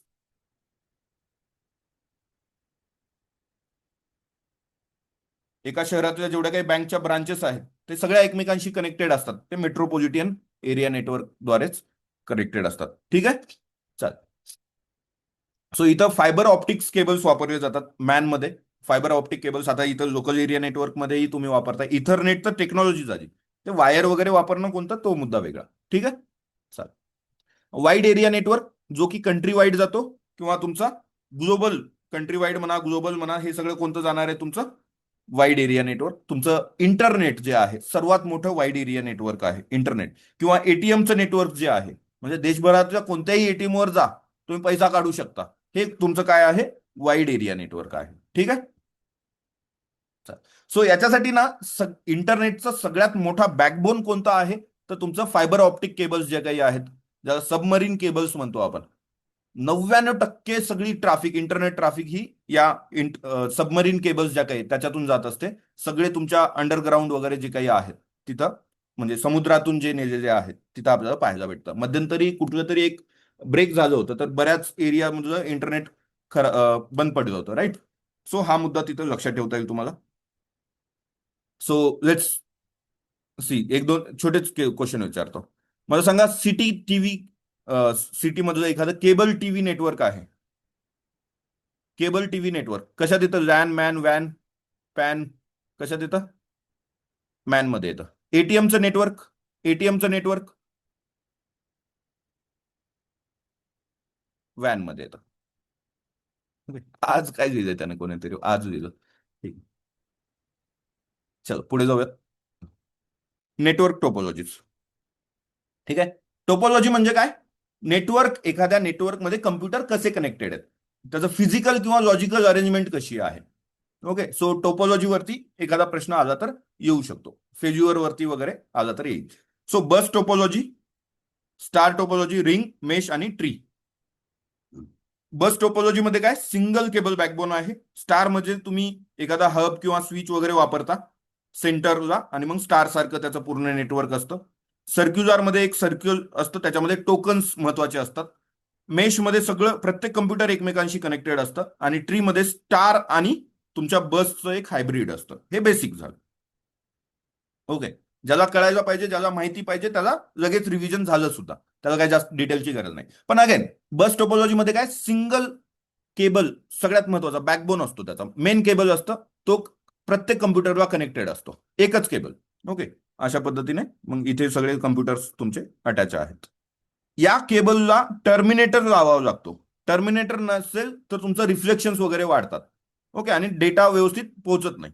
आणि मग कुठे जरी कट झाला हा एखाद्या ठिकाणी, तर अख्खं सिस्टीम, अख्खी नेटवर्कच कोलॅप्स होऊन जातं तिथे. ठीक आहे. सगळ्यात महत्वाचा हा. इझी आहे इन्स्टॉलसाठी, पण चीप आहे, पण तेवढा रिलायबल नाहीये. डेटा एक एंड पासून दुसऱ्या एंड पर्यंत केबल वरून जातो. त्या प्रत्येक कम्प्युटर त्याला बघू शकतो, डेटा माझ्यासाठी आहे का बघतो, असेल तर ऍक्सेप्ट करतो, नाहीतर इग्नोर करून जातो. ज्याला गरज आहे तो घेणार आहे. एकही ब्रेक झाला पूर्ण याच्यात तर अख्खं फेल्युअर येणार आहे. केबल कुठेही तुटला, संपला विषय. ठीक आहे. आणि काय गरज आहे त्याला, टर्मिनेटरची गरज आहे एंडला. ओके. आता स्टार टोपोलॉजी. स्टार टोपोलॉजी मध्ये हब किंवा स्विच वापरतात. हब किंवा स्विच वापरतात. त्यातल्या त्यात स्विच महत्वाचा. हब वापरणं आता बंद केले. हब हा एक डंब डिव्हाइस आहे. डेटा सगळ्यांना ब्रॉडकास्ट करून टाकतो, कोणाला पाहिजे नाही किंवा काय सिक्युरिटीचा मुद्दाच नाही. स्विच मात्र एकदम इंटेलिजंट डिव्हाइस आहे. ज्या कम्प्युटरला गरज आहे त्या कम्प्युटरला मॅक ऍड्रेस बघतो आणि त्याच कम्प्युटरला तो पाठवतो. स्विच. ठीक आहे. इथंही प्रश्न येतो, आणि आलेत देखील तुम्हाला प्रश्न. तुम्ही आता एक्झाम सगळ्या झाल्यात, टेस्ट सिरीज तुम्हाला लक्षात येत असेल, या सगळ्या गोष्टीवर प्रश्न विचारून झालेत तुमच्या एक्झाम मध्येही आणि टेस्ट सिरीजेस मध्येही. ठीक आहे. सो स्टार टोपोलॉजी मध्ये एक व्हील सारखं चक्र आहे, जे की हब सेंटर आहे, आणि कम्प्युटर्स म्हणजे तुमच्या त्या स्पोक्स सारखं आहे. सेंट्रल डिव्हाइस असणार आहे, आणि त्याच्या भोवती सगळीकडे कम्प्युटर्स त्याला इंडिव्हिज्युअली कनेक्ट आहेत. ओके. ट्रबल शूट सहज करता येतं याच्यामध्ये. आता लेट सपोज डेटा आहे तुमचा, सगळा डेटा तुम्ही हब किंवा स्विच मधून जाणार आहे. कम्प्युटर ए ने डेटा पाठवलाय, तो डेटा कुठे जाणार, हब किंवा स्विच कडे जाणार, आणि तो कम्प्युटरकडे, ज्या कम्प्युटरला पाठवायचं त्या कम्प्युटरकडे जाणार. हब असता तर सगळ्याच कम्प्युटरला तो ऍक्सेस भेटला असता. त्याच्यामुळे हब वापरणं आता बंद झालेलं आहे. ठीक आहे. पण इथं लक्षात घ्या, एखादा कम्प्युटर जर या स्टार टोपोलॉजीमध्ये जर तुटला तर काही फरक पडणार आहे का, बाकीच्यांना नाही. पण हब किंवा स्विच जर खराब झाला तर सगळं सिस्टीमच कोलॅप्स होणार आहे. ओके. चाल. Ring topology. रिंग म्हणजे काय, सर्क्युलर आहे. सर्क्युलर मध्ये कसं, तुमचं एक कम्प्युटर, एक म्हणजे कम्प्युटर सगळे रिंग मध्ये कनेक्टेड आहेत, राईट. त्याच्यामध्ये तुमचं युनि डायरेक्शनल असणार आहे, एकाच डायरेक्शन मध्ये फिरणार आहे. टोकन्स असतात, ज्या कम्प्युटरकडे टोकन आहे तो डेटा ट्रान्सफर करणार आहे. टोकन पॅसेज होणार आहे, टोकन पुढे जाणार आहे, आणि तो कम्प्युटर पुढे अजून डेटा पाठवणार आहे. ज्या कम्प्युटरकडे टोकन असेल तोच डेटा सेंड करू शकतो. आणि मग इथं काय, इक्वल ऍक्सेस असतो. म्हणजे काय, तुमच्या प्रत्येक कम्प्युटरला हर कुत्ते की बारी आती है, अशा लेवलचं आहे ते. ठीक आहे. इक्वल चान्स मिळणार आहे, कोलिजन होणार नाही तिथं. एकाच डायरेक्शन मध्ये असल्यामुळे डिस्ट्रप्शन कमी असते. पण एकही नोड फेल्युअर झाला की अख्खं डिस्टर्ब होऊन जाणार आहे. एकही नोड फेल्युअर झाला कारण सर्क्युलर आहे, कटलं की संपला विषय. ठीक आहे. आता त्याच्यामध्ये ड्युअल रिंग नावाची गोष्ट आली आहे. एक बॅकअप म्हणून रिंग दिली जाते, पण ठीक आहे, त्याची काही गरज नाही.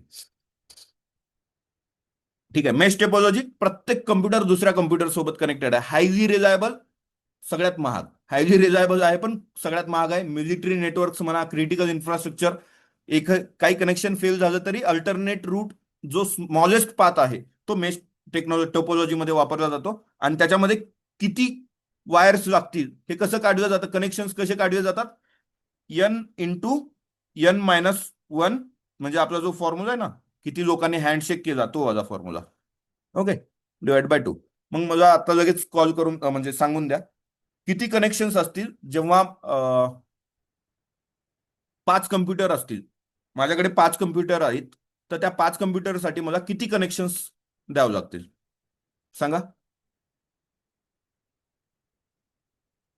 10. आणि जर 10 असतील तर किती येतं?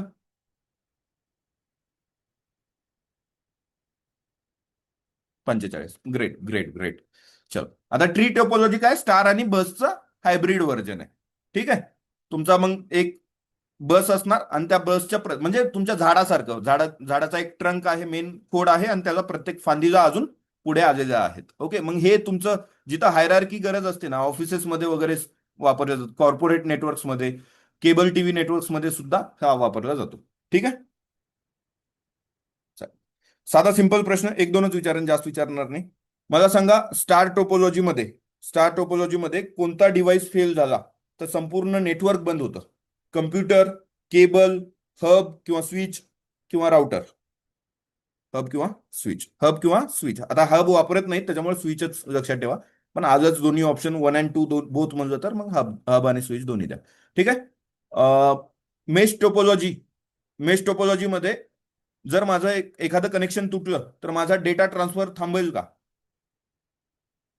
सगळ्यात महाग कोणता आहे? मेश.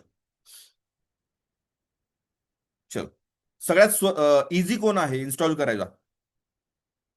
सगळ्यात इझी कोण आहे इन्स्टॉल करायला? बस टोपोलॉजी. नाईस. हे सांगा. आता बघू हे किती घाईमध्ये तुम्हाला किती लक्षात आलं, लक्षात येईल. जी ट्री टोपोलॉजी आहे झाडासारखी, त्याच्यामध्ये कोणत्या दोन टोपोलॉजीचं मिक्सचर असतं? बस आणि स्टार असतं. ग्रेट. फार म्हणजे तुम्ही काय म्हणतात ते, फास्ट लर्नर आहात. आता ओएसआय लेअरवरती जाऊ, ओएसआय मॉडेलवरती. ठीक आहे. शिकवलंय पण. ठीक आहे. Thank you thank you. हे असे प्रश्न याच्यासाठीच विचारले जातात रे, तारीफ ऐकण्यासाठी. चल पुढे. ओएसआय मॉडेलमध्ये 7 लेयर्स आहेत. बऱ्याच विद्यार्थ्यांना अडचण जाते याची. ओके. तर सगळ्यात बेस्ट, सगळ्यात महत्वाचं तर हे काही खरं खुरं असं काही नाहीये. हे एक म्हणजे काय म्हणता येईल आपल्याला,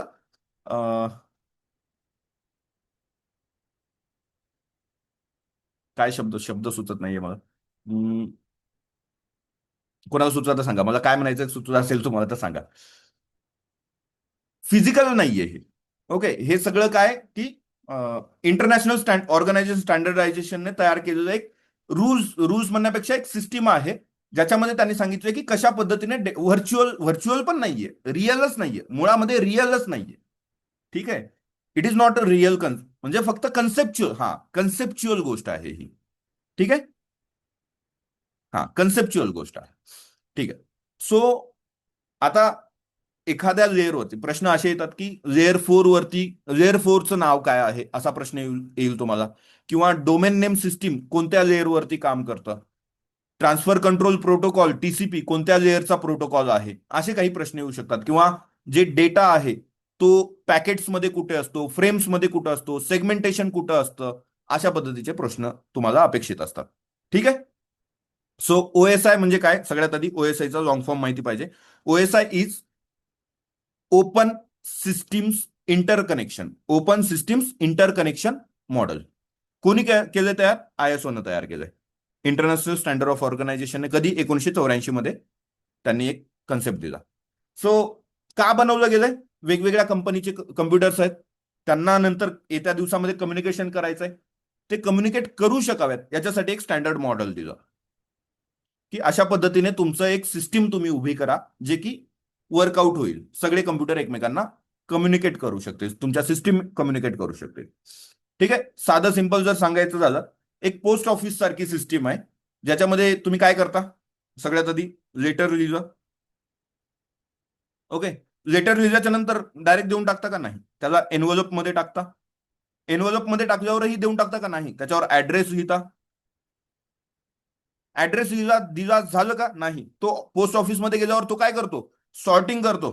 तुमच्यापैकी कोणाचे मित्र पोस्ट ऑफिसमध्ये लागले असतील 10वीच्या बेसिसवर किंवा नंतर, तर तुम्हाला माहिती आहे सॉर्टिंग करतोय वगैरे सांगत राहतात कधी फोनवर. राईट. आणि मग तो डिलिव्हरीसाठी जातो. राईट. हे सगळं जे काही घडतंय याला एनकॅप्सुलेशन म्हणतात. म्हणजे तुमचा ऍप्लिकेशन लेअर पासून फिजिकल लेअर पर्यंत येणं, हे काय आहे? एनकॅप्सुलेशन आहे. डायरेक्ट प्रश्न विचारला जाईल. आता हा डिलिव्हरी झाला, ज्याला भेटला तो काय करेल? ओपन करेल, बघेल काय आहे, कोणाचा ऍड्रेस आहे, काय नाही, कोणी दिले पाहिल, ओपन करेल, त्यातून तो लेटर काढेल आणि मग वाचेल. हे काय झालं? डिकॅप्सुलेशन. तर हे कसं येणार आहे? एनकॅप्सुलेशन 7 पासून 1 कडे, ए पासून पी पर्यंत. ए पासून पी पर्यंत application layer, presentation layer, session layer, transport layer, network, data link आणि फिजिकल. कसं पाठ करायचं तेही सांगून देईल, त्याच्यात काही वाद नाहीये. एक कॉमन ट्रिक जी आहे ती सगळ्यांना माहितीच असेल. ऑल पीपल, काय आहे? All people seem to need data processing. आता माझ्यासारख्याला एवढं पाठ होत नाही. मग मी काय करतो, सध्या काय चालू आहे मार्केटमध्ये? एप्स्टीन फाईल चालू आहे. तर ती एप्स्टीनची ई पासून चालू आहे, आपली ए पासून चालू आहे. APSTN, Epstein file. ठीक आहे. एवढं लक्षात आलं? 2 नंबरचा डेटा लिंक लेअर माहिती आहे आणि 1 नंबरचा बेसिक फिजिकल लेअर तर माहितीच पाहिजे. आता कायमचं जाईल लक्षात. A for application, P for presentation, S for session, T for transport, N for network. Session लेअरचं एक साधं एक्झाम्पल सांगतो. सेशन टाइम आउट बऱ्याचदा तुमच्यासोबत झाला असेल. कधी? तुम्ही एमपीएससी ची वेबसाईट ओपन केली, लॉग इन केलं आणि थोडंसं काहीतरी कुठेतरी गेलात काम, तुमच्याकडे एटीएम कार्ड नव्हतं पैसे हे करायला, म्हणून तुम्ही एटीएम कार्ड 10 मित्रांना फोन केला, तोपर्यंत कोणाचं भेटलं नाही. आणि मग तेव्हा तोपर्यंत वापस गेला त्या साईटवरती, ते म्हणतंय session out, session time out झाला, बाहेर पडा. हा, कसंही कसंही ट्रिक कोणतीही लक्षात ठेवा. ठीक आहे. चाल. हे एप्स्टीन फाईल आता सध्या जास्त चर्चेत आहे, म्हणून फक्त ए पासून सुरू होती आपली एप्स्टीन फाईल. तेवढं लक्षात ठेवा. APSTN डी, आणि डेटा लिंक पुढे, डेटा लिंक सेकंडचा आहे आणि फिजिकल लेअर. ठीक आहे. सगळ्यात आधी तर एवढं माहिती असलं बेस्ट. ओके. चाल. मॅन्डेटरी आहे बरं का. जर तुम्हाला हे असं काहीतरी ट्रिक वगैरे नाही केलं तर अवघड जाऊ शकतो. सो आता ऍप्लिकेशन लेअर. ऍप्लिकेशन लेअर हा तुमचा युजर इंटरफेस वरती काम करतो. हायपर टेक्स्ट ट्रान्सफर प्रोटोकॉल असतील, फाईल ट्रान्सफर प्रोटोकॉल असतील, तुमचे ईमेल्स असतील. हे काय करतं? हे लेअर तुमचं थेट युजरच्या ऍप्लिकेशनशी इंटरॅक्ट करतं. ओके. आता आपण जे काही मी टाईप करणार आहे वगैरे जे काही होणार आहे, तेव्हा कोणतं लेअर काम करतंय? Application layer. डेटा क्रिएट करणार, म्हणजे तुम्ही ब्राउझरमध्ये URL टाईप करता, राईट. URL टाईप केलं की काय होतं? ऍप्लिकेशन लेअर काय करतं? हायपर टेक्स्ट ट्रान्सफर प्रोटोकॉलची रिक्वेस्ट तयार करतं. ओके. आणि मग ती पुढे जाणार आहे. So protocol HTTP, FTP, SMTP, DNS, DHCP, telnet, SSH, हे सगळे प्रोटोकॉल्स इथं ऍप्लिकेशन लेअरवरती काम करतात. प्रोटोकॉल बघू तेव्हा तुम्हाला लॉंग फॉर्म पाठवून जातील. ठीक आहे. चालेल. याच्यासाठी डिव्हाइस कोणता आहे? Gateway device. ओके. प्रश्न विचारले जातील. सो ऍप्लिकेशन लेअर म्हणजे काय? तुमचा ब्राउझर काय करता? ऍप्लिकेशन सॉफ्टवेअर आहे, पण ऍप्लिकेशन लेअरच्या प्रोटोकॉल्स तो ब्राउझर वापरणार आहे. ओके. अच्छा. आता presentation layer. Okay. Again application layer is not a user application, end युजरचं ऍप्लिकेशन नाहीये मुळामध्ये, ते कन्सेप्च्युअल आहे, हे लक्षात ठेवायचं. आता presentation layer. Okay. Presentation layer काय? की तुमचा डेटा फॉर्मॅट करणं. डेटाचा फॉर्मॅट कोणता आहे? एन्क्रिप्शन केलेला आहे का? कॉम्प्रेस केलेला आहे का डेटा? ओके. हे सगळं लेअर डेटाला प्रेझेंट करून देतं. आणि मग नंतर काय केला जातो? तो ट्रान्सलेट केला जाणार आहे, एन्क्रिप्ट केला जाणार आहे, कॉम्प्रेस केला जाणार आहे डेटा. म्हणजे तुमचा ट्रान्सलेशन म्हणजे काय? वेगवेगळ्या फॉर्मॅट्समध्ये डेटा कन्वर्ट करणं. मग अमेरिकन स्टँडर्ड्स नुसार करणं किंवा सगळं युनिव्हर्सल जो काही आहे त्याच्यामध्ये कन्वर्ट करणं. एन्क्रिप्ट करणं कशासाठी करायचंय तुम्हाला? डेटा सिक्युअर करण्यासाठी एन्क्रिप्ट करायचंय. सिक्युअर सॉकेट लेअर असेल किंवा तुमचा हा TLS, काय TLS का काय असतो रे? Transport layer security. एकच सेकंड. TLS काय बघून बघा.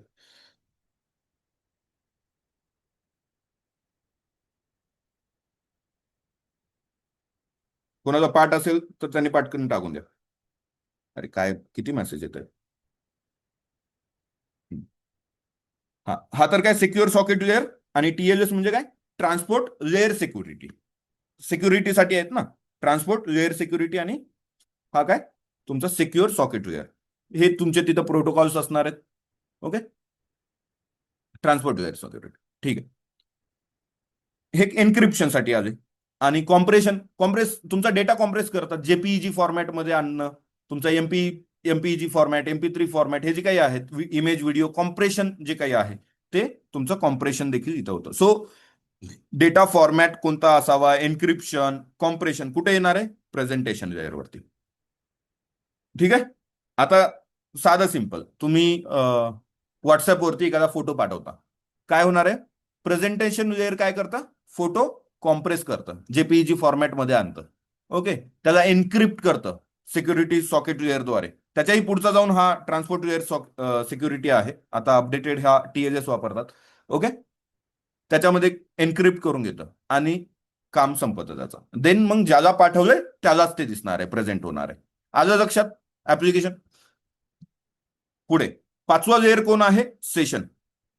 ओके, असं डोक्यात कायम ठेवून द्यायचं, आपलं लेक्चरचं सेशन कधी असतं, 5 वाजता असतं. नंतरच्या काळात ते पाठच होऊन गेलं असेल. आता हे तुम्हाला एप्स्टीन लक्षात आलं की 7 लेअर आहेत हे लक्षात आलं की होऊन जातं, त्याच्यात काही इश्यू नाहीये. ठीक आहे, चालेल. ठीक आहे. सेशन लेअरमध्ये एखादं सेशन मॅनेज करणं, सिंक्रोनाइज करणं, ते सेशन दोन कम्प्युटरमध्ये कन्व्हर्सेशन मॅनेज करणं. सेशन म्हणजे काय, एक कनेक्शन, जे की तुम्ही वेबसाईटवरती लॉग इन केलं की एक सेशन तयार होतं. जे तुम्हाला मी बोललो, काय एमपीएससीच्या वेबसाईटवर गेलात, लॉग इन केलात, सेशन सुरू झालं.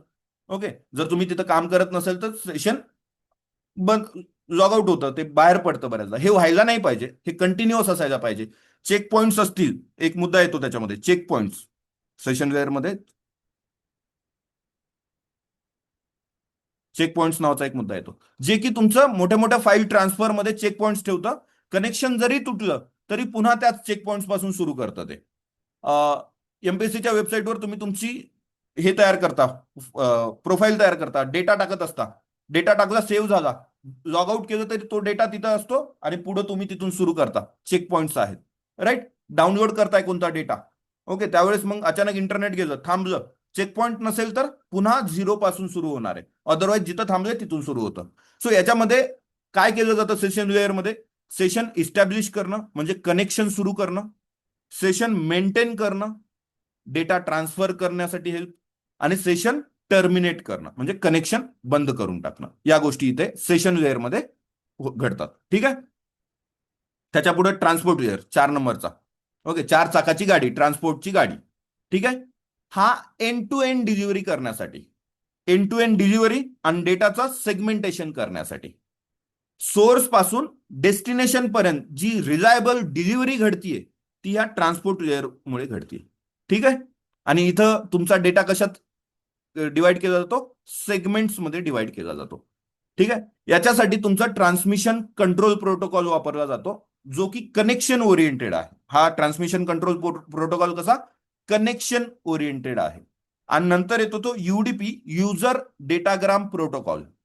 आत्ता जो चालू आहे ना, हा ट्रान्सपोर्ट लेअरवरती काम चालू आहे. आणि कोणता, मला सांगा, तुम्हाला मी जेव्हा कंप्लीट करेल तेव्हा सांगा तुम्ही. ओके, मी विचारेन आत्ताचं जे चालू आहे ते कोणतं आहे. सांगितल्यावर येणारच आहे, पण तरी कोण सांगू शकेल आता जे चालू आहे, ट्रान्समिशन कंट्रोल प्रोटोकॉलवर चालू आहे आपलं सेशन, का युजर डेटाग्राम प्रोटोकॉल वापरत असेल, कोण सांगू शकतं. माहिती आहे का, माहिती असेल तर हो म्हणा, नसेल ज्यांना माहिती नाही त्यांनी नाही म्हणा, पटकन.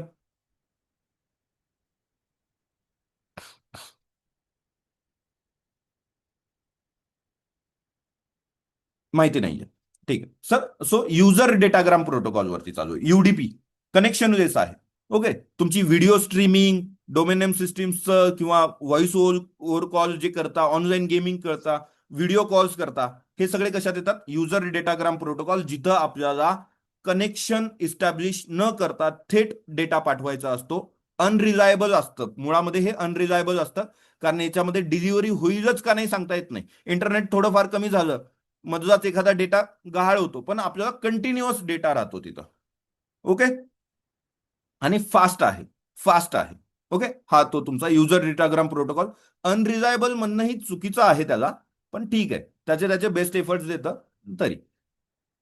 टीसीपी ट्रान्समिशन कंट्रोल प्रोटोकॉल जो आहे, टीसीपी हा कनेक्शन ओरिएंटेड आहे, जिथं डेटा ट्रान्सफर आधी कनेक्शन इस्टॅब्लिश केलं जातं. ते कनेक्शन इस्टॅब्लिश कसं केलं जातं? 3 वे असतो. ओके, ते फार मजेशीर आहे. काय केलं जातं या 3 वे मध्ये? याला 3 वे हँडशेक म्हणतात. ओके, म्हणजे क्लायंट येतो, आपण आपण काय करतो, क्लायंट म्हणून आपला कम्प्युटर काय करतो, सर्व्हरला सिंक पाठवतो. म्हणजे काय, तो म्हणतो की SYN. 3 वे मध्ये काय, सिंक, सिंक्रोनाइज. काय म्हणतो, मी कनेक्ट होऊ का म्हणतो, म्हणून विचारतो आधी क्लायंट. मग सर्व्हर काय करतो, त्याला सिंक आला त्याला एक्नॉलेज करतो. सिंक्रोनायझेशन जे आलं त्याला एक्नॉलेज करतो, त्याला म्हणतो त्याला हो, कनेक्ट हो म्हणतो त्याला. आणि नंतर पुन्हा क्लायंट काय करतो, पुन्हा त्याला एक्नॉलेज करतो. एसी काय म्हणतो, हा हा झालं, माझं कनेक्ट होऊन झालं. हे जे आहे 3 वे हँडशेक, इथे आता एवढ्यावरून काय होतंय, रिलायबिलिटी वाढते. म्हणजे टीसीपी ट्रान्समिशन कंट्रोल प्रोटोकॉलमध्ये 3 वे हँडशेक वापरणं का गरजेचं आहे? डेटा डिलिव्हरी गॅरंटीड आहे, एक्नॉलेजमेंट होईपर्यंत आहे. फ्लो कंट्रोल जो आहे डेटा रेट कंट्रोल्सद्वारे होत असतो. आता एवढं घडतंय म्हणजे रिलायबिलिटी असली तरी स्लो असणार आहे. मग तुमचे hypertext transfer protocol, HTTP, hypertext transfer protocol secure, पुन्हा ईमेलचे SMTP प्रोटोकॉल, POP, त्याच्यानंतर पोस्ट ऑफिस म्हणतात त्याला, फाईल ट्रान्सफर प्रोटोकॉल, हे सगळे इथं यूज होतात ट्रान्सपोर्ट प्रोटोकॉलमध्ये. ठीक आहे, हा मुद्दा लक्षात आला. मी जर प्रश्न विचारला पुढे येईल याच्यावरता. क्लिअर आहे? ठीक, चल. आता तिसऱ्यावरती या नेटवर्क लेअर वरती. नेटवर्क लेअर वरती तुमचा राउटिंग करणं, IP ऍड्रेसेस देणं, डेटाला सोर्स पासून डेस्टिनेशन पर्यंत कोणता रूट वापरायचा आहे हे सांगणं, IP ऍड्रेसेस देणं आणि रूट्स वापरणं कोणते, हे नेटवर्क लेअर होती. राउटिंग म्हणजे इथूनच लक्षात येतं की राउटर वापरत असेल, IP ऍड्रेसेस वापरत असेल, IP ऍड्रेसिंग करणं, इंटरनेट प्रोटोकॉल वापरत असेल, ICMP वापरत असेल, या गोष्टी तिथे लक्षात येतात नेटवर्क लेअर वरती. ठीक आहे, म्हणजे राउटिंग म्हणजे काय, नेटवर्क मधला मध्ये डेटा एकदम बेस्ट पाथ कोणता आहे तो निवडणं, IP ऍड्रेसेस देणं लेअर 3 वरती ठरतं, जे काही ऍड्रेसेस दिले जातात, आणि डेटा जो आहे तो पॅकेट्स मध्ये कन्वर्ट केला जातो. ओके, छोटे छोटे पॅकेट्स मध्ये डेटा कन्वर्ट केला जातो. मग तुमचा IP इंटरनेट प्रोटोकॉल, त्याच्यानंतर ICMP एक असतो, इंटरनेट कंट्रोल मेसेज प्रोटोकॉल वगैरे याच्यामध्ये येतात. एरर रिपोर्ट करण्यासाठी काही आला असेल मध्ये तर ICMP असतो तिथे. ठीक आहे, चालेल. म्हणजे ICMP कशासाठी, एरर म्हणजे काय की कम्प्युटर ज्याला मी पाठवायचंय त्याच्यापर्यंत पोहोचतोय का नाही, तो कम्प्युटर रिचेबल आहे का नाही, हे ICMP प्रोटोकॉल तिथे सांगत असतो. हे तुमचं नेटवर्क लेअर वरती ठरतं. त्याच्यानंतर येतो तो data link layer. Data link layer मध्ये तुमचा तुमचा जो काही मॅक ऍड्रेस असेल, डेटा लिंक लेअर फिजिकल असतो तो. ओके, मग मॅक ऍड्रेस तुमच्या प्रत्येक डिव्हाइसला मॅक ऍड्रेस असणार आहे, आणि इंटरनेटवरती IP ऍड्रेस असतो. ओके, ऑनलाईन असतो तो IP ऍड्रेस, प्रत्येक डिव्हाइसला जो असतो तो तुमचा मॅक ऍड्रेस असतो. मग तुमचा इथं जो डेटा आहे पॅकेट्सचं रूपांतर कशात होतं, फ्रेमिंग मध्ये होतं. सेगमेंटेशनचं पॅकेट्स मध्ये झालं, ट्रान्सपोर्ट पासून नेटवर्क मध्ये येताना, नेटवर्क पासून डेटा लिंक मध्ये येताना पॅकेट्सचं तुमच्या फ्रेमिंग मध्ये कन्वर्ट झालं, आणि त्याच्याही पुढे फिजिकल मध्ये जाताना या फ्रेमिंगचं बीट्स आणि बिट्स मध्ये ट्रान्समिशन होऊन जातं, 0 आणि 1 मध्ये कन्व्हर्जन होतं. ठीक आहे, सो आपण डेटा लिंक लेअर पाहत होतो. इथं MAC address, media access control MAC address असतो, जे की हार्डवेअरचा ऍड्रेस असणार आहे तुमचा. नेटवर्क कार्ड असतात, त्याच्यामध्ये परमनंटली असतो तो अटॅच केलेला, तो बदलता येत नाही. इंटरनेट प्रोटोकॉल तरी IP ऍड्रेस तरी बदलता येतो एक वेळेस, ठीक आहे, पण मॅक ऍड्रेस बदलता येत नाही. प्रत्येक डिव्हाइसचा युनिक आयडेंटिटी असते ती. ठीक आहे, आणि डेटाला कशात कन्वर्ट करतोय, फ्रेमिंग मध्ये कन्वर्ट करतोय. इथं जे डिव्हाइस वापरले जातात, स्विच, तुमच्यानंतर ब्रिज, असे डिव्हाइसेस इथे, इथरनेट, मॅक वगैरे ऍड्रेसेस इथं वापरले जातात. आणि मग शेवटी येतो तो फिजिकल लेअर. फिजिकल लेअर मध्ये तुमचं बीट्स मध्ये ट्रान्समिशन होतं. केबल्स जे आहेत ते इथं ऍक्च्युअल मध्ये असतात, हार्डवेअर ऍक्च्युअल मध्ये इथं असतात. ऍक्च्युअल फिजिकल ट्रान्समिशन बीट्सचं जे घडतं ते फिजिकल लेअरमध्ये घडतं. ओके. मग तुमचे copper cables, fibre optics, wireless radio wave वगैरे. मग तुमचा हब हब कुठे वापरला? फिजिकल लेअरवरती. डम डिव्हाइस, रिपीटर इथेच वापरतात, रिपीटर सुद्धा. Okay. Cables, network interface card, NIC इथं वापरला जातो. सो जर मी प्रश्न विचारला स्विच कुठं वापरतात? डेटा लिंक लेअरचा डिव्हाइस आहे, स्मार्ट असणारा आहे. हब कुठं वापरतात? फिजिकल लेअर डिव्हाइस आहे, डम आहे, ब्रॉडकास्ट करून देतं सगळीकडे. ठीक आहे. चल चलो फायनल. आता प्रश्न घेऊ. प्रश्न घ्यायचे. चल. ओएसआय मॉडेलमध्ये तुमचा राउटिंग कोणत्या लेअरवरती होते? Option A transport, option B data link, option C network, option D session. कडक कडक कडक कडक. मस्त मस्त. नेटवर्क लेअरवरती 3 नंबरच्या. नाईस. नंबर पण खूप छान हर्षदा, नंबर पण सांगितला त्यांनी. मग मी याला असंही म्हणू शकतो, तुमचं इंटरनेट प्रोटोकॉल कोणत्या लेअरवरती चालतं?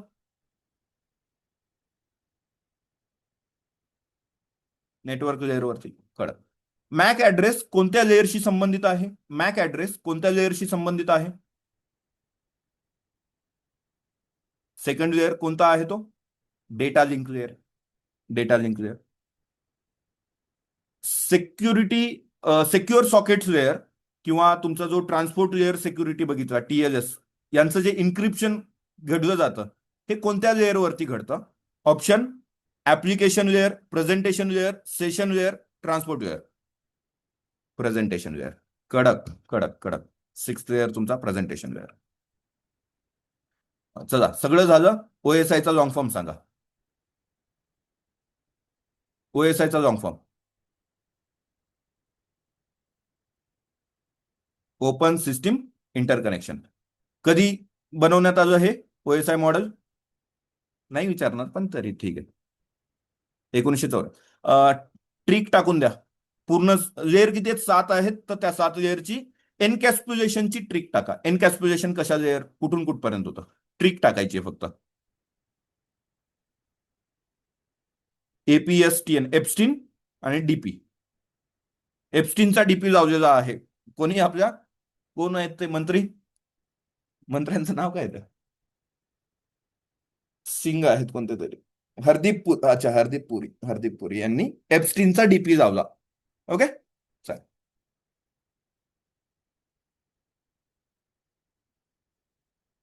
पुढे जाऊयात. आता इंटरनेट प्रोटोकॉल. इम्पॉर्टंट असे प्रोटोकॉल्स पाहायचे आपल्याला.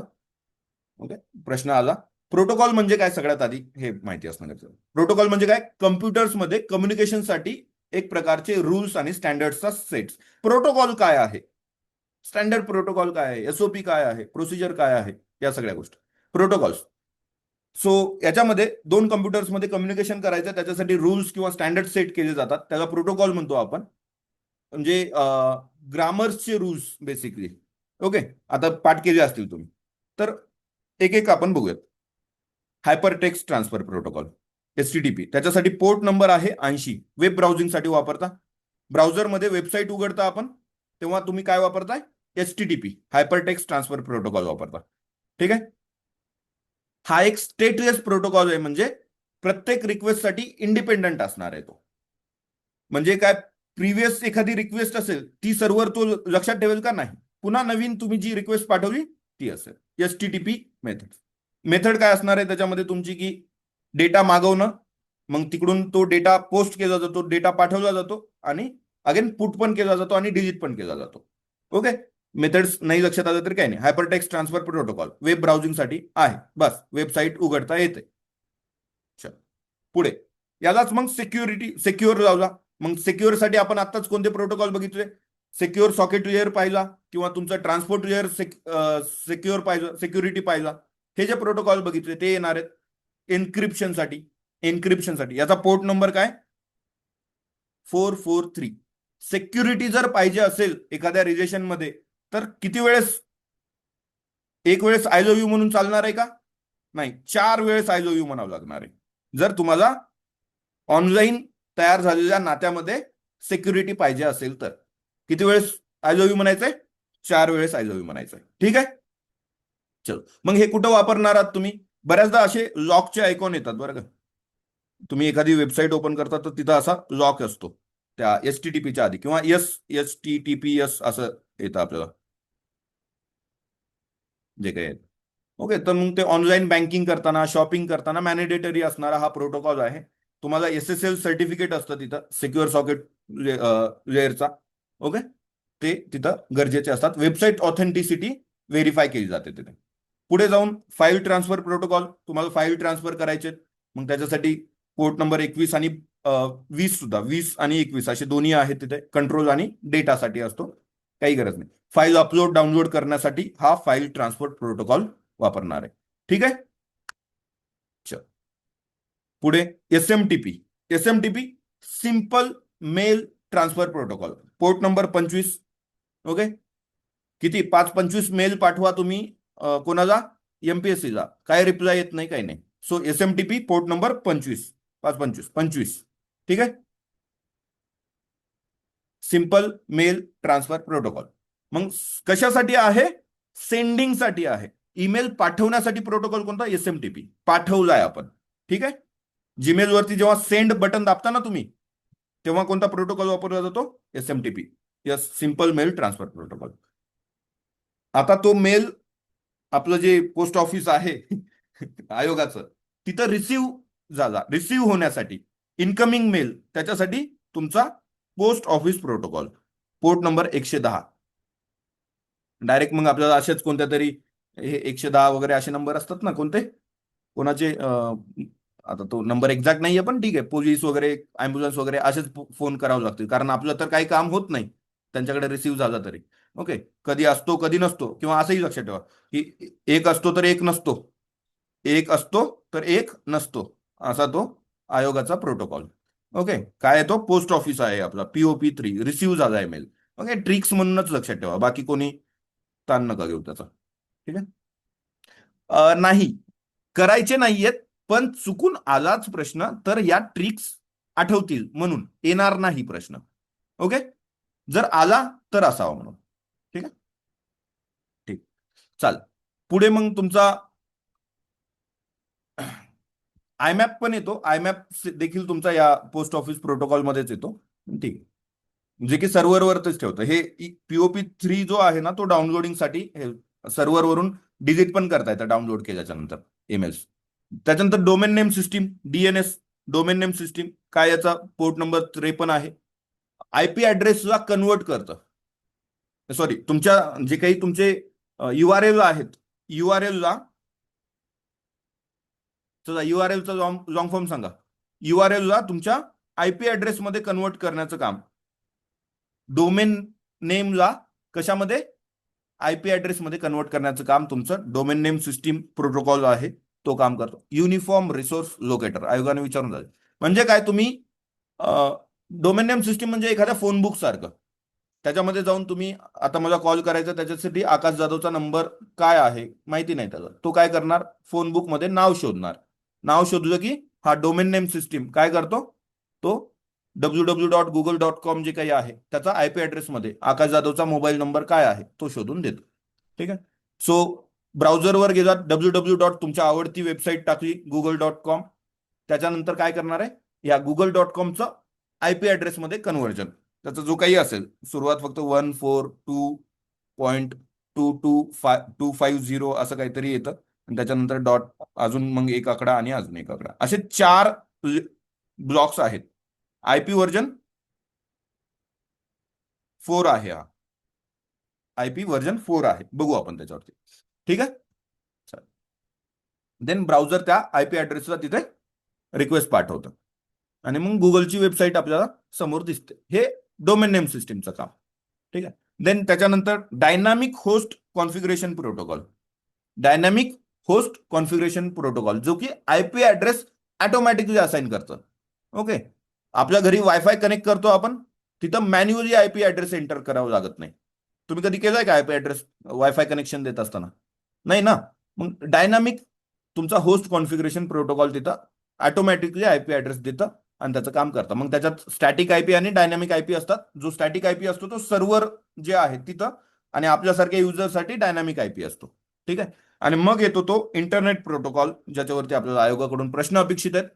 ऍड्रेसिंग आणि राउटिंग पॅकेटसाठी जो काही आहे लेअर 3 वरती वापरला गेलेला प्रोटोकॉल, तो इंटरनेट प्रोटोकॉल. याचे आयपी व्हर्जन 4 आणि IP version 6. Internet protocol version 4 जो की संपत आलेत. 4 बिलियनच्या आसपास काहीतरी ऍड्रेस होते, 32 बीटचे ऍड्रेस होते हे. हे जे आहेत तुमचे 128 बीटचे ऍड्रेस आहेत. म्हणजे 128 बीट म्हणजे 2 to the power 128 अनडेसिजन काहीतरी नंबर आहे. जो की प्रॅक्टिकली अनलिमिटेड इन्फानाईट असतील असे 340 अनडेसिजन असं काहीतरी नंबर येतो. इतके ऍड्रेसेस आहेत जे की सरणार नाहीत, जे 8 ब्लॉक्स मध्ये असतात. 1 2 3 4 5 6 7 8. आयपी ऍड्रेस व्हर्जन 4 मध्ये 4 ब्लॉक्स होते, इकडे 8 ब्लॉक्स. मग इकडे तुमचा हेक्साडेसिमल पण वापरली जाणार आहे, लँग्वेज एबीसीडी पण वापरली जाणार आहे. ठीक आहे. चा- चल, युनिफॉर्म रिसोर्स लोकेटर तुम्ही सांगितलंय. चा- मी ना विचारतो तुम्हाला, प्रयत्न करा. ओके. पण ठीक आहे, गरज नाही नसलं तरी. फक्त एकदा डोमेन नेम सिस्टीमचा काय आहे पोर्ट नंबर, डीएनएसचा डोमेन नेम सिस्टीम 5353.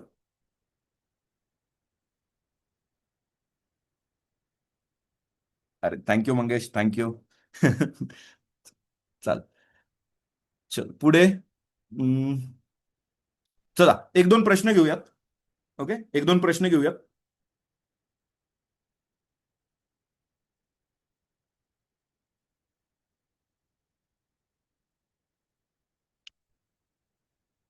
डीएनएसचा नको. ईमेल पाठवायला कोणता प्रोटोकॉल वापरतात? ईमेल पाठवायला कोणता प्रोटोकॉल वापरतात? एसएमटीपी वापरता. ईमेल रिसीव्ह करण्यासाठी POP. Hypertext transfer protocol सिक्युरिटीचा पोर्ट नंबर काय? Hypertext transfer protocol secure, secure म्हणतोय 4 वेळेस I love you. Okay, 443. Nice. चाल, इथे ही रेकॉर्डिंग मी थांबवतो.